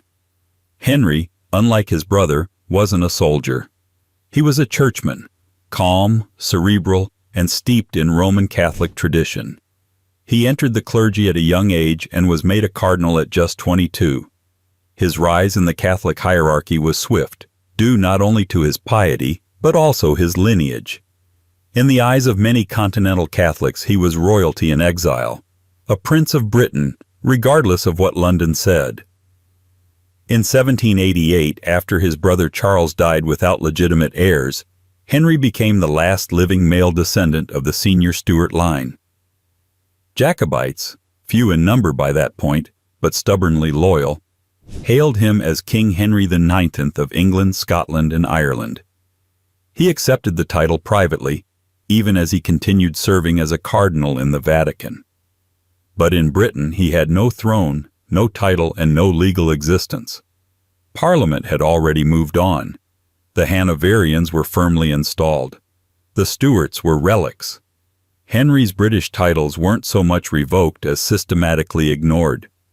He was, in theory, Duke of York, a title he used in Catholic and European aristocratic circles. But in Britain, that dukedom had long since been reassigned to Protestant heirs of the reigning monarch. The name Stuart was never spoken in royal circles except as a cautionary tale, a failed brand quietly boxed away. In ceremonial records, Henry didn't exist. And yet, there's a strange irony to Henry's legacy. In his final years, destitute after the Napoleonic invasions wiped out much of his income and holdings, he received a pension, not from sympathetic Catholics or rebellious Scots, but from none other than King George III. The very monarchy that had erased his claim now extended him a quiet gesture of charity. Perhaps guilt, perhaps diplomacy, but certainly not recognition. Henry died in 1807 in Frascati, near Rome.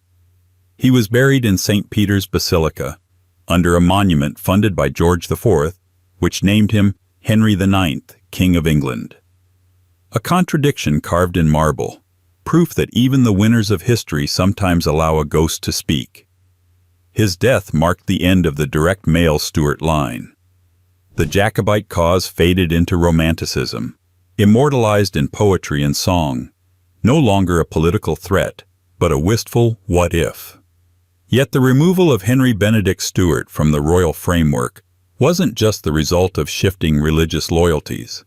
It was a strategic forgetting, a conscious effort by the British monarchy to write a cleaner, more manageable narrative, one in which the Stuarts were an unfortunate detour, not a severed dynasty. But the Stuarts were not so easily scrubbed from history. After Henry came others, exiled, forgotten, pushed to the margins. And the next figure in this lineage was no less determined to reclaim the throne that Parliament had promised to someone else. A man raised as a king without a crown, groomed for a destiny that would end not in coronation, but in a long, futile campaign to reverse history. His name would echo through rebellions, royal decrees, and whispered claims to legitimacy, all of which would be ignored by the country he swore was rightfully his. 16. James Francis Edward Stuart, the Old Pretender. History remembers winners as monarchs and losers as pretenders. No royal figure in British history wore that latter label more completely, or more tragically, than James Francis Edward Stuart. Born to rule but raised in exile, titled by blood but erased by law, James was the son of a king and the father of a rebellion, a man whose very existence challenged the political DNA of Britain for over half a century. In the official books, he was nothing. In the minds of his supporters, he was James III of England and the VIII of Scotland. To understand James's removal from royal status is to understand the very architecture of modern British monarchy, built not on pure heredity, but on political convenience, Protestant succession, and a healthy fear of what might happen if a Catholic ever wore the crown again. James was born in 1688 to King James II of England and Mary of Modena. His birth should have been a moment of dynastic triumph, the continuation of a royal line that stretched back centuries. Instead, it sparked a revolution. The issue wasn't James the infant. It was James the potential Catholic monarch. His father, King James II, was already unpopular for his open Catholicism and perceived absolutist tendencies. When his wife gave birth to a male heir, one who would be raised Catholic, Protestant nobles panicked. Within months, they had orchestrated what would become known as the Glorious Revolution. James II was deposed, and his Protestant daughter Mary, along with her husband William of Orange, was invited to take the throne. And so, before James Francis Edward Stuart could even walk, he was already on the outside of history looking in. He was taken to France and raised in the court of Louis XIV at Saint-Germain-en-Laye. There he was treated as royalty in exile, educated as a prince, and raised to believe, fervently, that he was the rightful king of England, Scotland, and Ireland. The French called him Jacques III. The Pope referred to him as the King of England, and his followers back home, the Jacobites, were willing to die for the idea that he had been cheated out of his birthright. But in Britain, James Francis Edward Stuart was not only unrecognized, he was legally erased. In 1701, the Act of Settlement was passed, ensuring that no Catholic could ascend the throne.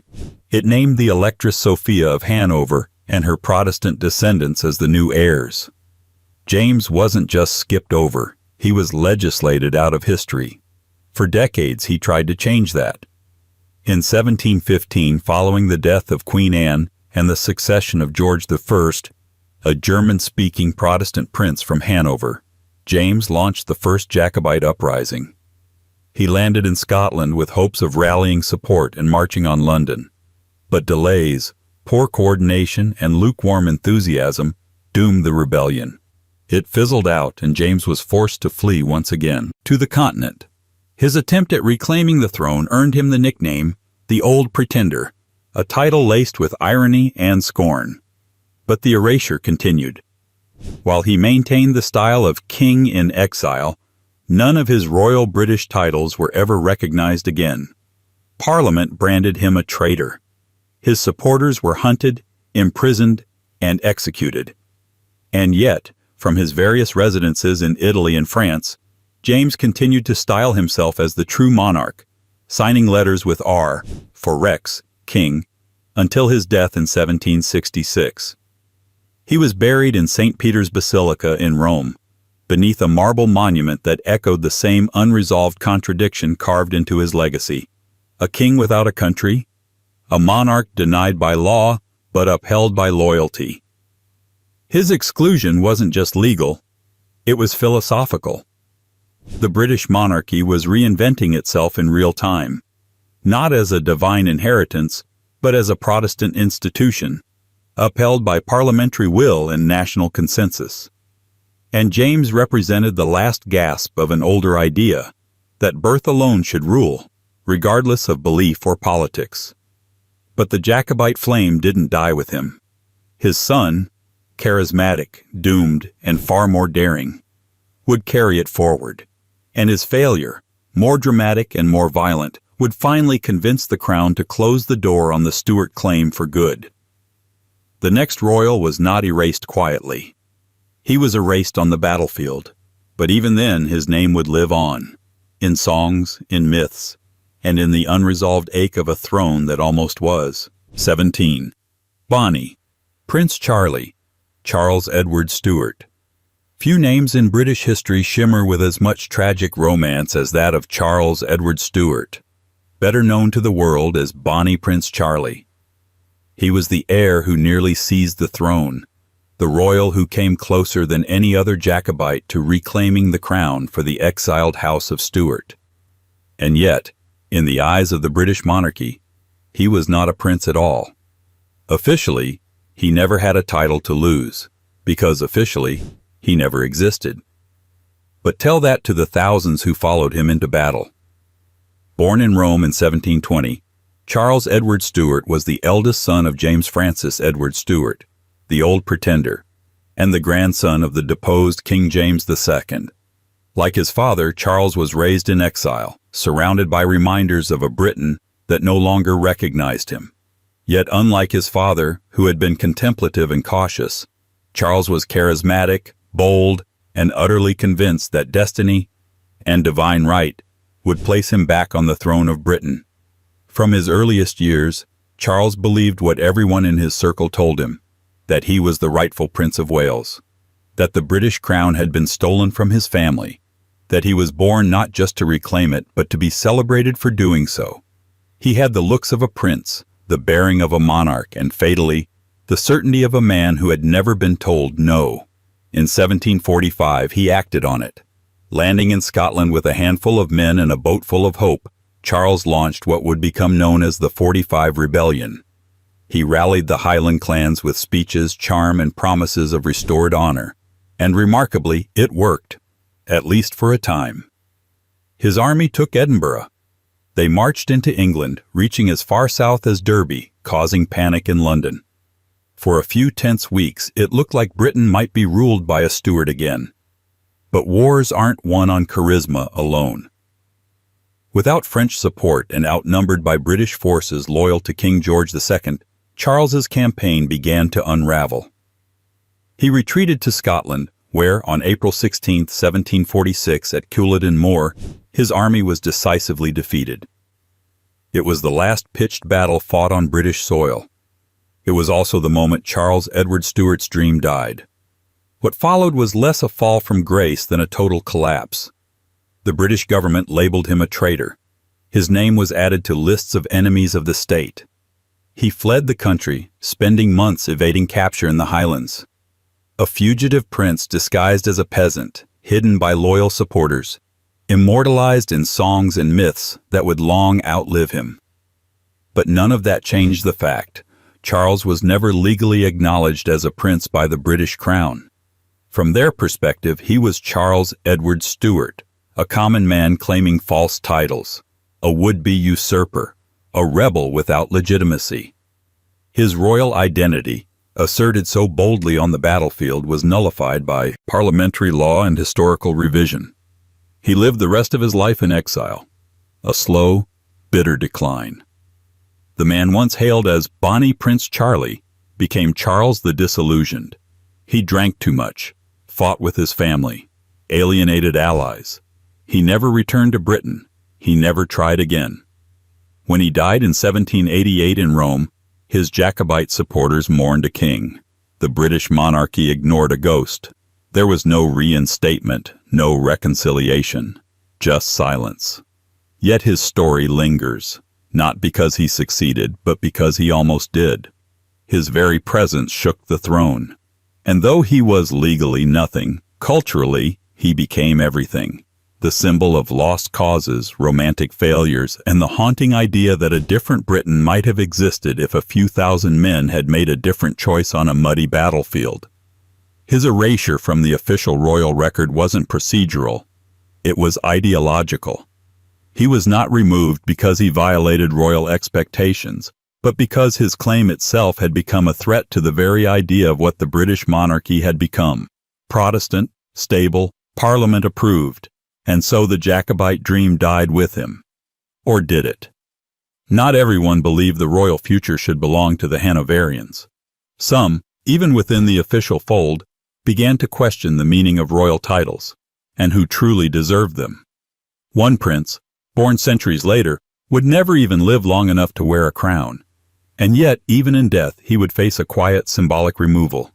A posthumous shift in honor, meant not to punish him, but to reshape the legacy of the monarchy itself. 18. Henry Frederick, Prince of Wales, son of James I. Every dynasty has its what if, the glittering heir whose early death reshapes the fate of a kingdom. For the House of Stuart, that figure was Henry Frederick, Prince of Wales, the firstborn son of King James VI of Scotland and I of England. Born in 1594 into the rising sun of a newly unified British monarchy, Henry was not only the promise of future stability, but the living embodiment of Protestant strength in a country still haunted by religious divisions.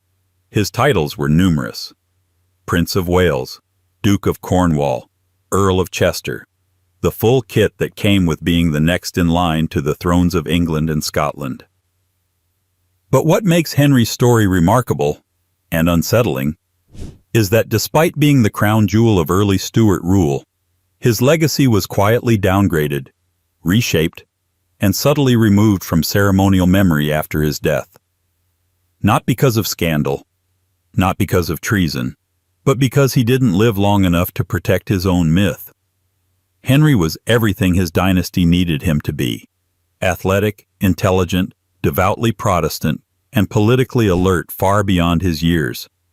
Contemporary accounts painted him as a young man of action, more interested in governance than courtly games, more principled than his father, and, crucially, far more admired than his younger brother Charles. He was seen as England's best hope to avoid the internal chaos that had plagued it for decades. In short, he was the perfect prince. So perfect, in fact, that the court and Parliament began pinning all their hopes on him, long before his crown was due. And then, at the age of just 18, Henry died. Suddenly, mysteriously, and without warning. The official cause was typhoid fever, but the shock of his death rippled far beyond the court's medical reports. Public mourning was widespread. Commoners wept in the streets. Poets eulogized him as the fallen savior of the realm. England had lost more than a future king. It had lost a symbol. But time and politics are rarely sentimental. With Henry gone, his younger brother Charles, quieter, less charismatic, and seen as politically uncertain, became the new heir. And when James I died in 1625, Charles ascended the throne. The same Charles who would dissolve Parliament, bungle wars, provoke rebellion, and ultimately be tried and executed by his own subjects. The monarchy fell. A republic was declared, and for a brief moment, it looked as if the very concept of royal succession had been permanently broken. In this new environment, Henry's memory became problematic. Why? Because remembering him too vividly highlighted just how much the Stuart dynasty had lost. The more noble Henry looked in hindsight, the worse Charles appeared in comparison. So slowly, subtly, Henry was demoted, not stripped of titles officially, but erased from ceremonial importance. His honors, granted with such fanfare in his lifetime, were not maintained in the public consciousness. His heraldry was removed from prominent royal spaces. Successive reigns rarely mentioned him. Even court painters who had once flattered his image shifted their focus to posthumous glorification of the reigning monarch. There was no formal revocation, no parliamentary act. But in the ceremonial memory of the monarchy, Henry Frederick, Prince of Wales, became a footnote, a might-have-been whose existence was too awkward for the narrative the crown needed to tell. Ironically, his very virtue made him politically inconvenient. By being so much better than his successors, he became an implicit critique of the ones who followed. So the court did what it often does when faced with a contradiction it can't explain. It quietly stepped over him. His name faded from royal liturgies. His titles were redistributed without reflection, and his story was buried beneath the rubble of civil war, regicide, and restoration. But ghosts don't disappear just because they're inconvenient. Henry's memory remained in the minds of those who saw in him not just a prince, but the road not taken, the alternate future Britain might have had. And while Henry was symbolically brushed aside, another royal in the modern age would face something more tangible: the public and institutional removal of a title she once wore with global recognition. Her face had adorned magazine covers, her wedding had stopped traffic, and her name had become synonymous with royalty itself. But in the end, not even the world's most beloved princess was immune to the cold mechanics of title stripping. 19. Lady Diana Spencer, Princess of Wales. In the 1980s, there were few names more powerful, more adored, or more globally magnetic than Diana, Princess of Wales. She wasn't born a royal, but once she stepped into the spotlight, the entire monarchy seemed to tilt in her direction. For a time, the fairy tale held. She was the shimmering symbol of a modern princess, radiant, relatable, and seemingly destined for the crown. But behind the velvet curtain, the story unfolded quite differently, and in the end, the titles she had earned by marriage were stripped from her with the quiet, brutal efficiency that only a centuries-old institution like the British monarchy could administer. Diana Frances Spencer was no commoner. She came from an aristocratic lineage almost as old as the crown itself.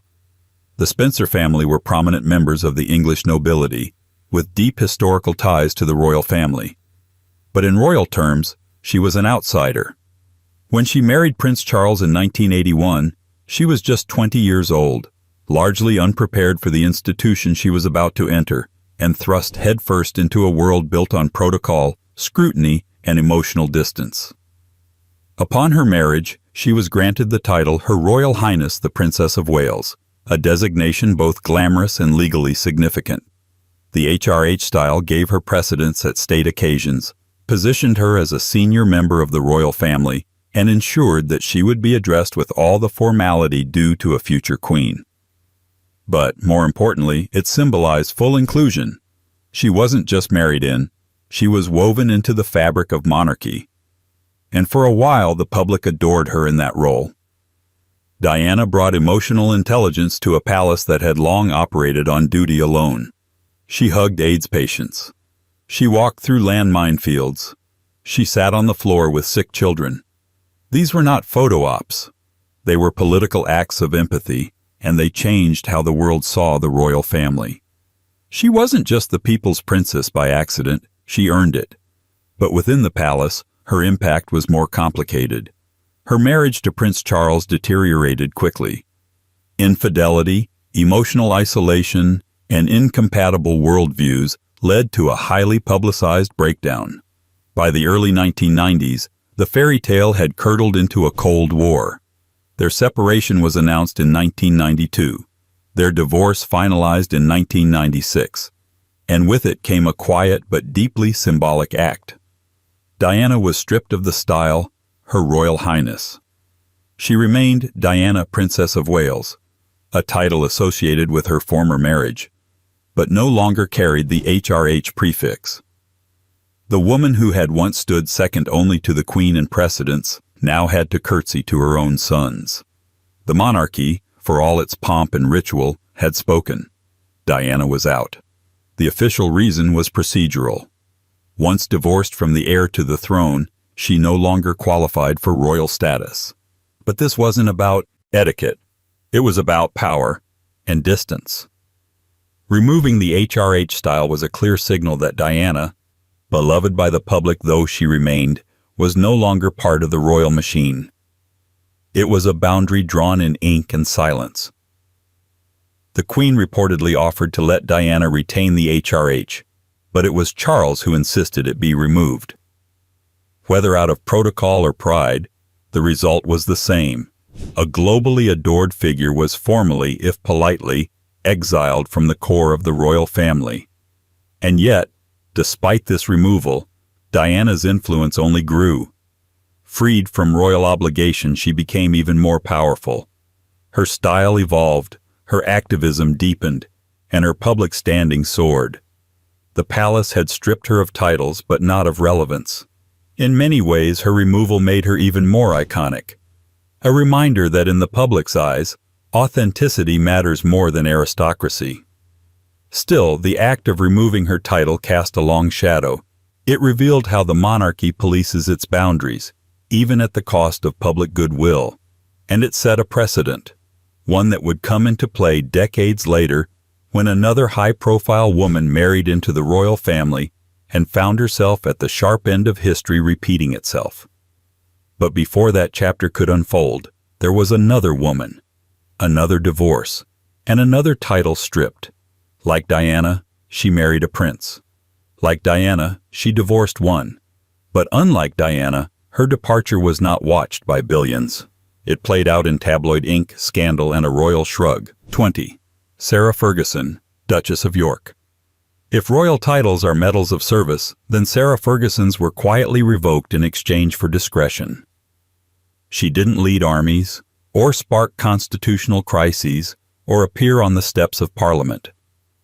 She simply married into the House of Windsor, lived in its shadow for a turbulent decade, and then was politely shown the side door. No parade, no speech, just a subtle reshuffling of nameplates and a few lines trimmed from the court circular. Sarah Ferguson, or Fergie, as the press christened her, married Prince Andrew, Duke of York, in 1986. At first, the match was celebrated.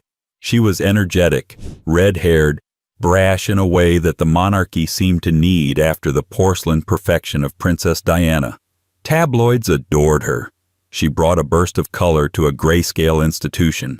For a brief moment, the monarchy seemed capable of modern charm. Upon marriage, she became Her Royal Highness the Duchess of York.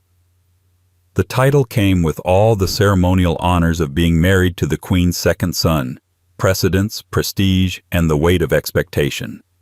But the fairy tale proved fragile. Andrew was often away on naval assignments. The distance between them wasn't just geographic.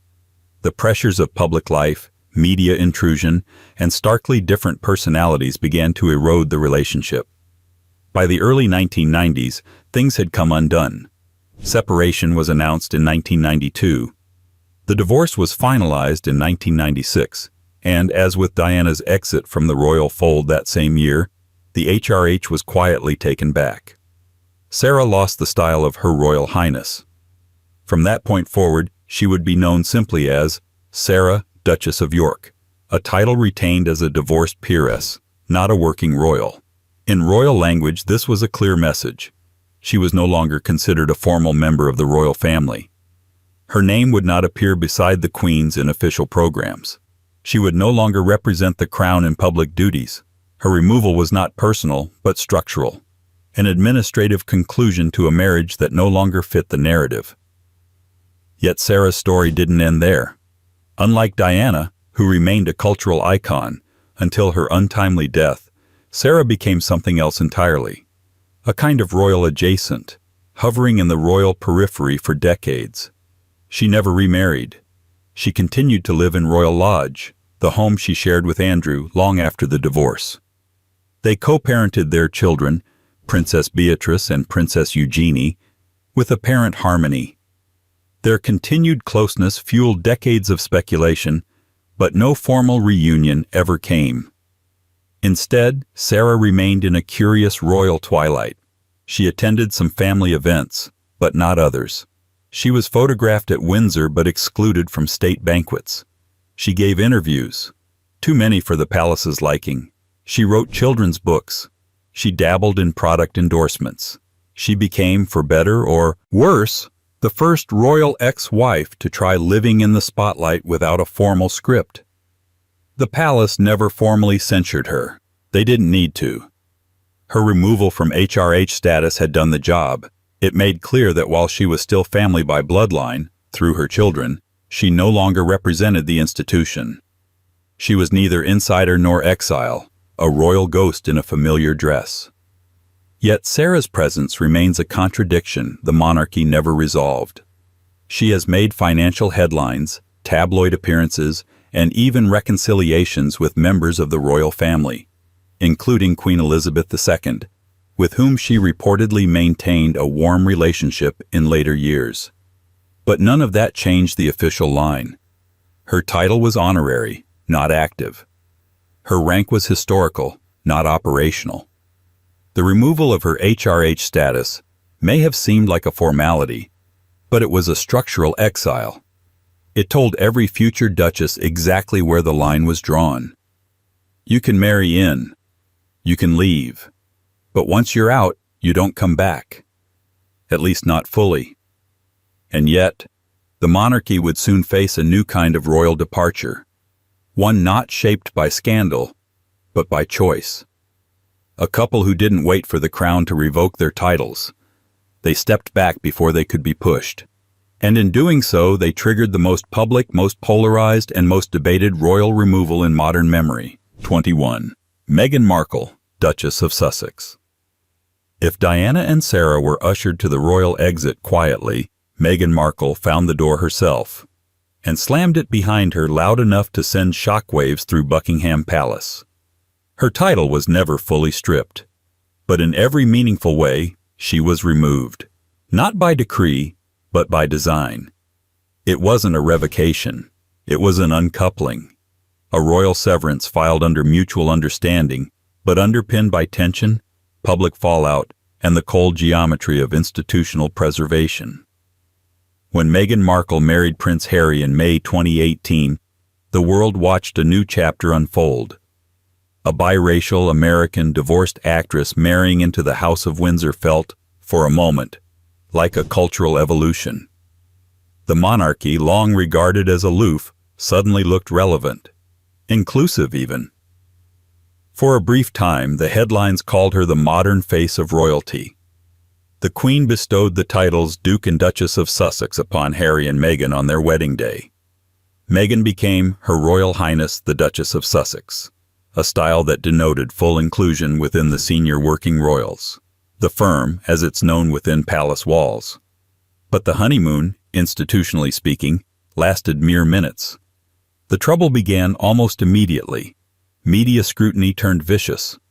Tabloid coverage of Meghan was invasive, often cruel, and frequently laced with racial undertones. Within the palace, the invisible machinery of royal life began to close in. Rigid protocols, unspoken expectations, a communications office that often seemed to defend everyone except her. By early 2020, the Sussexes had had enough. In an unprecedented move, Harry and Meghan announced they would step back from their roles as senior royals, a decision reportedly made without consulting the Queen. The palace scrambled, meetings were held, statements were drafted, and after days of speculation, Buckingham Palace issued a careful, almost antiseptic announcement. Harry and Meghan would no longer use the style of His/Her Royal Highness, though they would retain the Duke and Duchess titles. They would no longer represent the Queen. They would repay the money spent on Frogmore Cottage renovations, and they would begin a period of transition. Translation: their titles stayed on paper, but their royal function, and royal standing, had been effectively suspended. The removal of the HRH style was not a legal necessity. It was symbolic. Unlike Sarah Ferguson or Diana, Meghan had not divorced into scandal or been caught in controversy of her own making. She and Harry had chosen to step back. But the monarchy still needed to draw a line. to show the public and the press that this wasn't a casual sabbatical. It was a boundary. And once that line was drawn, the institution distanced itself with quiet finality. Meghan, now simply Meghan, Duchess of Sussex, without the HRH, moved to North America with Harry and their son Archie. They later welcomed a daughter, Lilibet. The family settled in California, signed media deals, launched a foundation, and began telling their version of the story, one that included allegations of institutional neglect, racism, and personal betrayal. In interviews, including the explosive 2021 sit-down with Oprah Winfrey, Meghan detailed the pressure and isolation she experienced within royal life. She did not attack the Queen personally, but the institution she left behind was not spared. That interview marked a final severance. Whatever hope remained for reconciliation, at least on a public level, was gone. Meghan's removal from royal function was now complete, even if the titles technically remained. There were no balcony appearances, no royal tours, no invitations to key events unless filtered through layers of diplomacy. In public life, the Duchess title remains attached to her name, but with an asterisk, a title unmoored from the duties it once represented. To supporters, she is a woman who chose her sanity over ceremony. To critics, she is a duchess who wanted the brand but not the burden. To the monarchy, she is a risk best managed at a distance. And yet, she was not removed alone. Her husband followed. His royal blood couldn't protect him from the consequences of their joint decision. And while Meghan was born outside the system, Prince Harry was born into its marrow. His removal would strike even closer to the core. A prince of the realm, second son of a future king choosing exile over duty. His title wouldn't vanish, but his status would never be the same. 22. Prince Harry, Duke of Sussex. For most of his life, Prince Harry was defined by proximity. Proximity to the throne, to the cameras, to duty, to tragedy. He was the spare, the fallback, the cheerful counterbalance to his older brother's destiny. And for years he wore that role like a comfortable if slightly rumpled suit. Never quite tailored for kingship, but always close enough to the crown to matter. Then, one day he stepped away. And in doing so, he became something far more complicated. A royal who chose removal. Born Henry Charles Albert David in 1984, Prince Harry was the second son of then Prince Charles and Diana, Princess of Wales. He was royal from his first breath, his name immediately woven into the line of succession. His title, His Royal Highness Prince Harry of Wales, conferred without question. His life unfolded in the public eye, from the solemn image of him walking behind his mother's coffin at age 12, to his military service in Afghanistan, to the tabloid-fueled missteps of a young man growing up under a spotlight too bright for personal mistakes. But for all his public persona, Harry always seemed most himself in motion. In uniform, on tour, launching charitable initiatives like the Invictus Games, connecting with veterans and children alike. He was the royal who hugged people, who laughed too loud, who wasn't afraid to look unpolished. For many, he was the monarchy's most relatable face. Everything changed in 2018 when he married Meghan Markle. The wedding was a global event, a brief illusion of modern monarchy meeting a more inclusive future. On that day, Queen Elizabeth II granted him the title Duke of Sussex, and Meghan became Her Royal Highness, the Duchess of Sussex. The couple was, at least on paper, firmly within the fold. But behind palace walls, cracks had already begun to form. The press turned on Meghan with a speed and intensity that echoed, and in some ways amplified, the scrutiny Diana once faced. Harry, already haunted by his mother's treatment at the hands of both the media and the institution, reacted decisively. He withdrew. From the cameras, from the firm, from the crown itself. In January 2020, Harry and Meghan announced they would step back as senior members of the royal family. The announcement caught Buckingham Palace off guard. Talks were hastily arranged, and in the end a compromise was reached.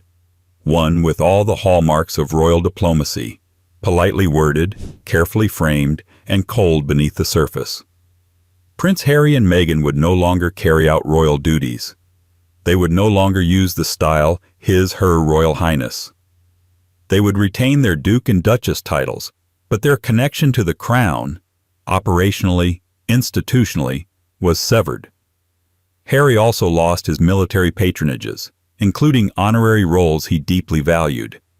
These were not just ceremonial uniforms to him. They were symbols of real service, hard-earned respect, and personal pride. Having them removed was, by his own admission, one of the most painful consequences of his decision.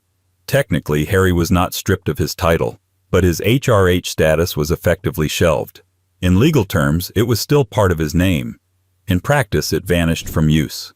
He became, in public and press, simply Prince Harry, or the Duke of Sussex. A man defined not by what he inherited, but by what he chose to leave behind. And yet, he didn't disappear. Far from it. He and Meghan relocated to California. They launched media ventures, signed global deals, founded a charitable foundation, and, perhaps most controversially, began speaking, openly, about what they experienced inside the royal machine.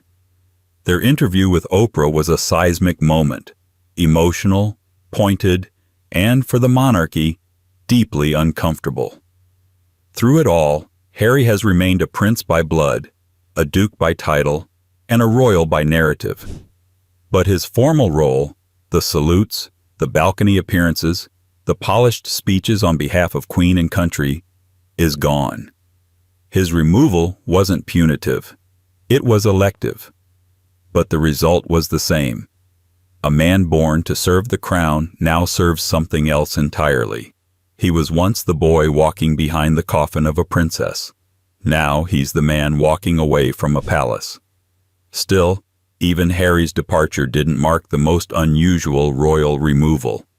That distinction belongs to a 19th century duke, a man whose love life caused enough constitutional discomfort to get him quietly booted from the royal succession altogether.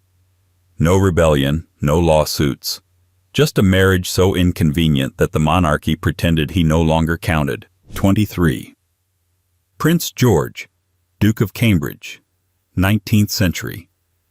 In the long, stiff ledger of royal history, there are few cases as oddly surgical, and as morally telling, as that of Prince George, Duke of Cambridge. He wasn't stripped of his title precisely. He wasn't cast out in scandal or erased from the line of succession with a blunt act of Parliament. No, his removal came by way of marriage, or rather, the wrong marriage, one that defied royal protocol so thoroughly, the crown responded by pretending it hadn't happened, and in doing so, quietly amputated him from the future of the monarchy. Born in 1819, the same year as his cousin, Queen Victoria, Prince George was the grandson of King George III and the son of Prince Adolphus, Duke of Cambridge. That put him in the heart of the British royal lineage. He held the title of His Royal Highness, served as a senior member of the royal family, and, for most of his life, was considered a respectable, if somewhat headstrong, aristocrat with all the usual military trappings. And he leaned heavily into the military. George was appointed Commander-in-Chief of the British Army in 1856, a position he held for nearly 4 decades. His tenure was long, opinionated, and often controversial. He resisted reforms, opposed modernization, and preferred the army run on hierarchy and tradition, much like the royal family itself. But while his professional legacy remains debated, it's his personal life that nudged him out of royal legitimacy. In 1847, George did something royals weren't supposed to do. He married for love. His chosen partner was Sarah Fairbrother, an actress, already the mother of 2 illegitimate children, and decisively not from aristocratic or noble stock. More importantly, she was not approved by the reigning monarch, Queen Victoria. And under the Royal Marriages Act of 1772, That made the marriage not just unofficial, but legally void in the eyes of the crown. Of course, George didn't seem to care. He married Sarah in a private ceremony anyway and lived with her as his wife for the rest of her life.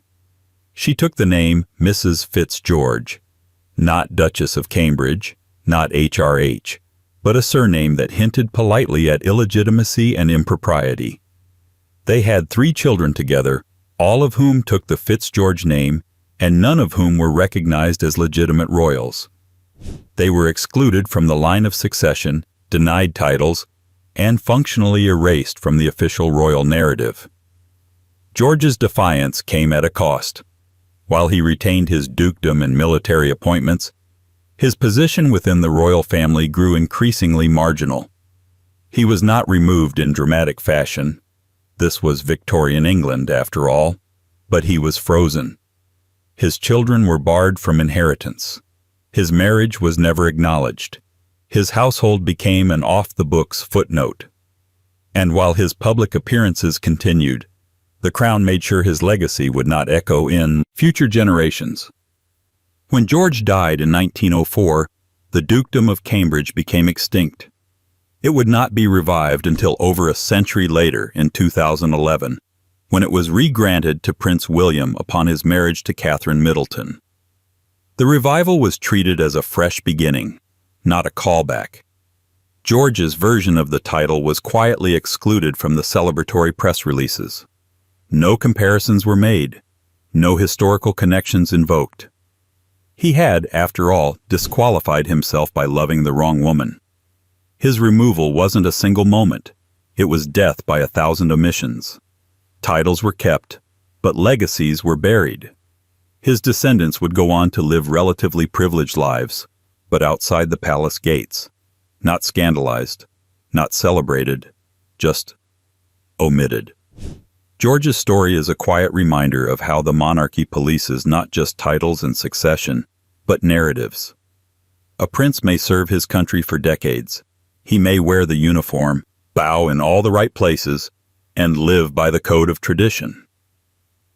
But if he marries wrong, if he crosses that unspoken line between royal duty and personal choice, the institution knows how to subtract him without saying a word.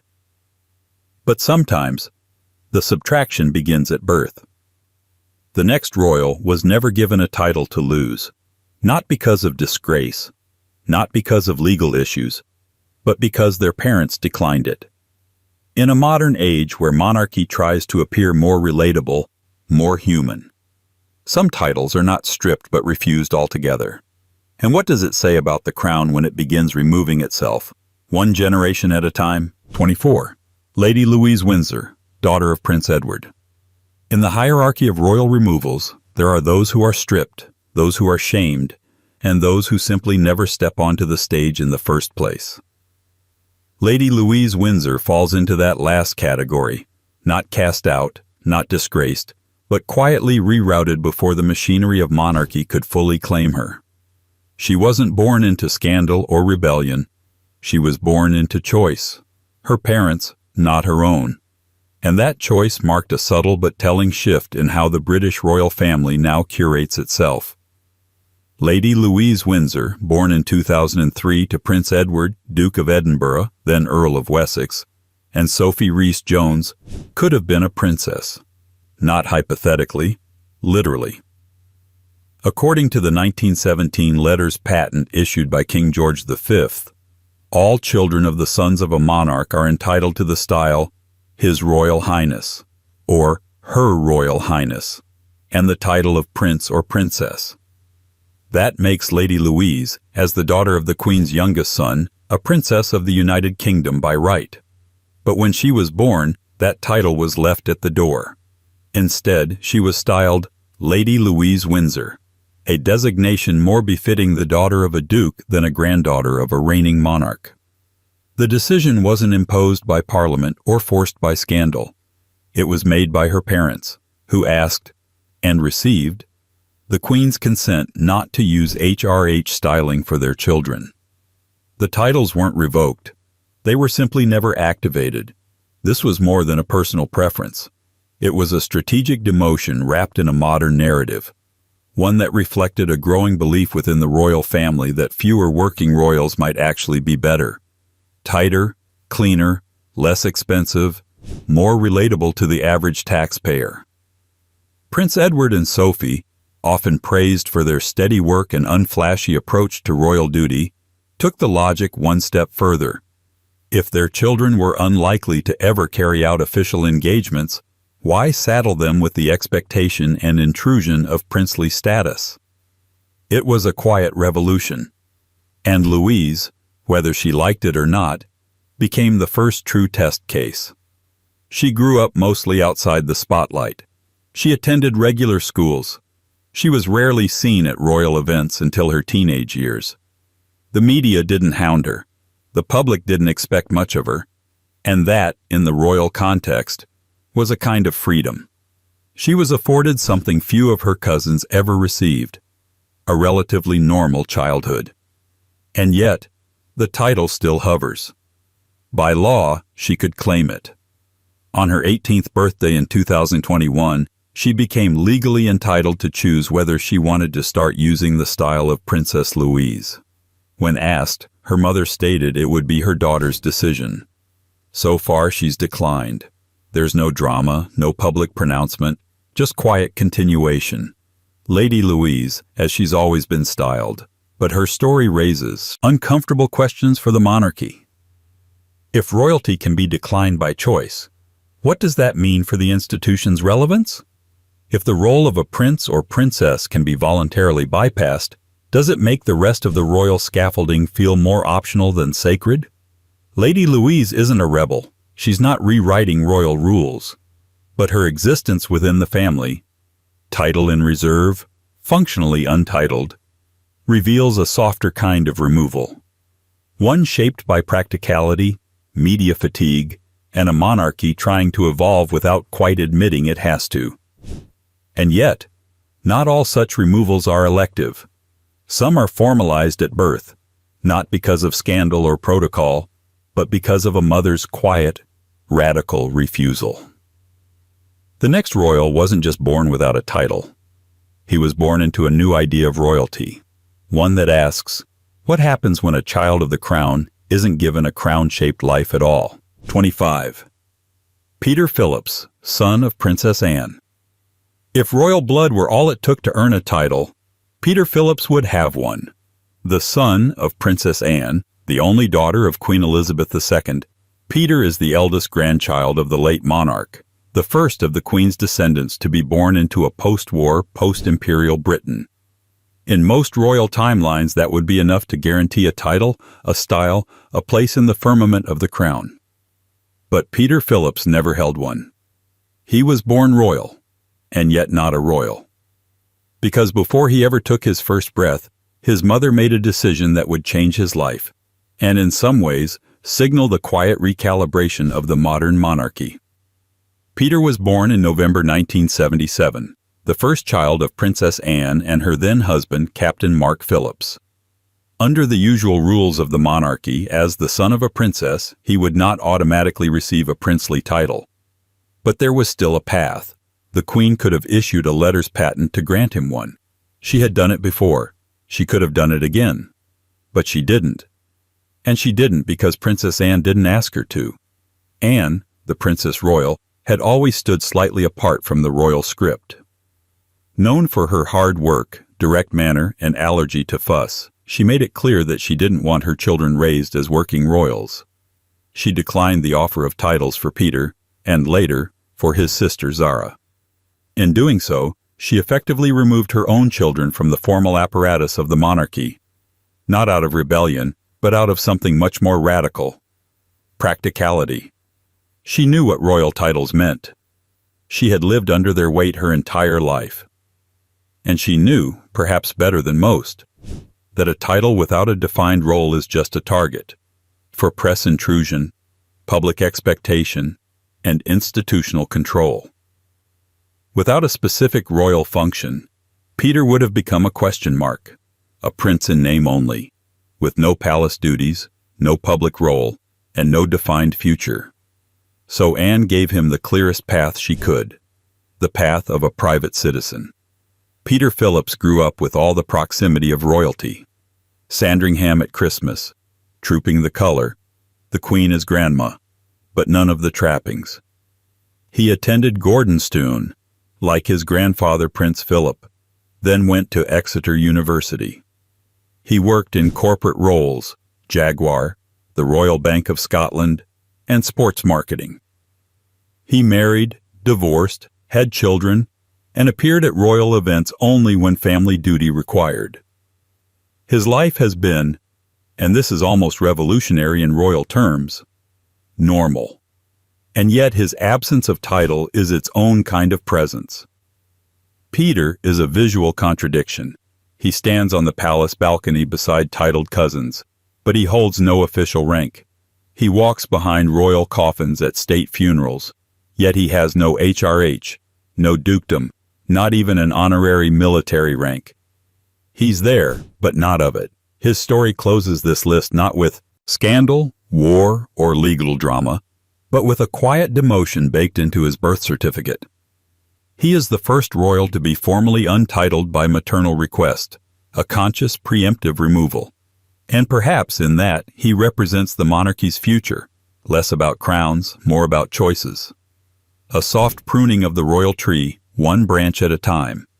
Because in the end, every royal removal on this list, whether by abdication, marriage, rebellion, or simple refusal, reveals the same truth.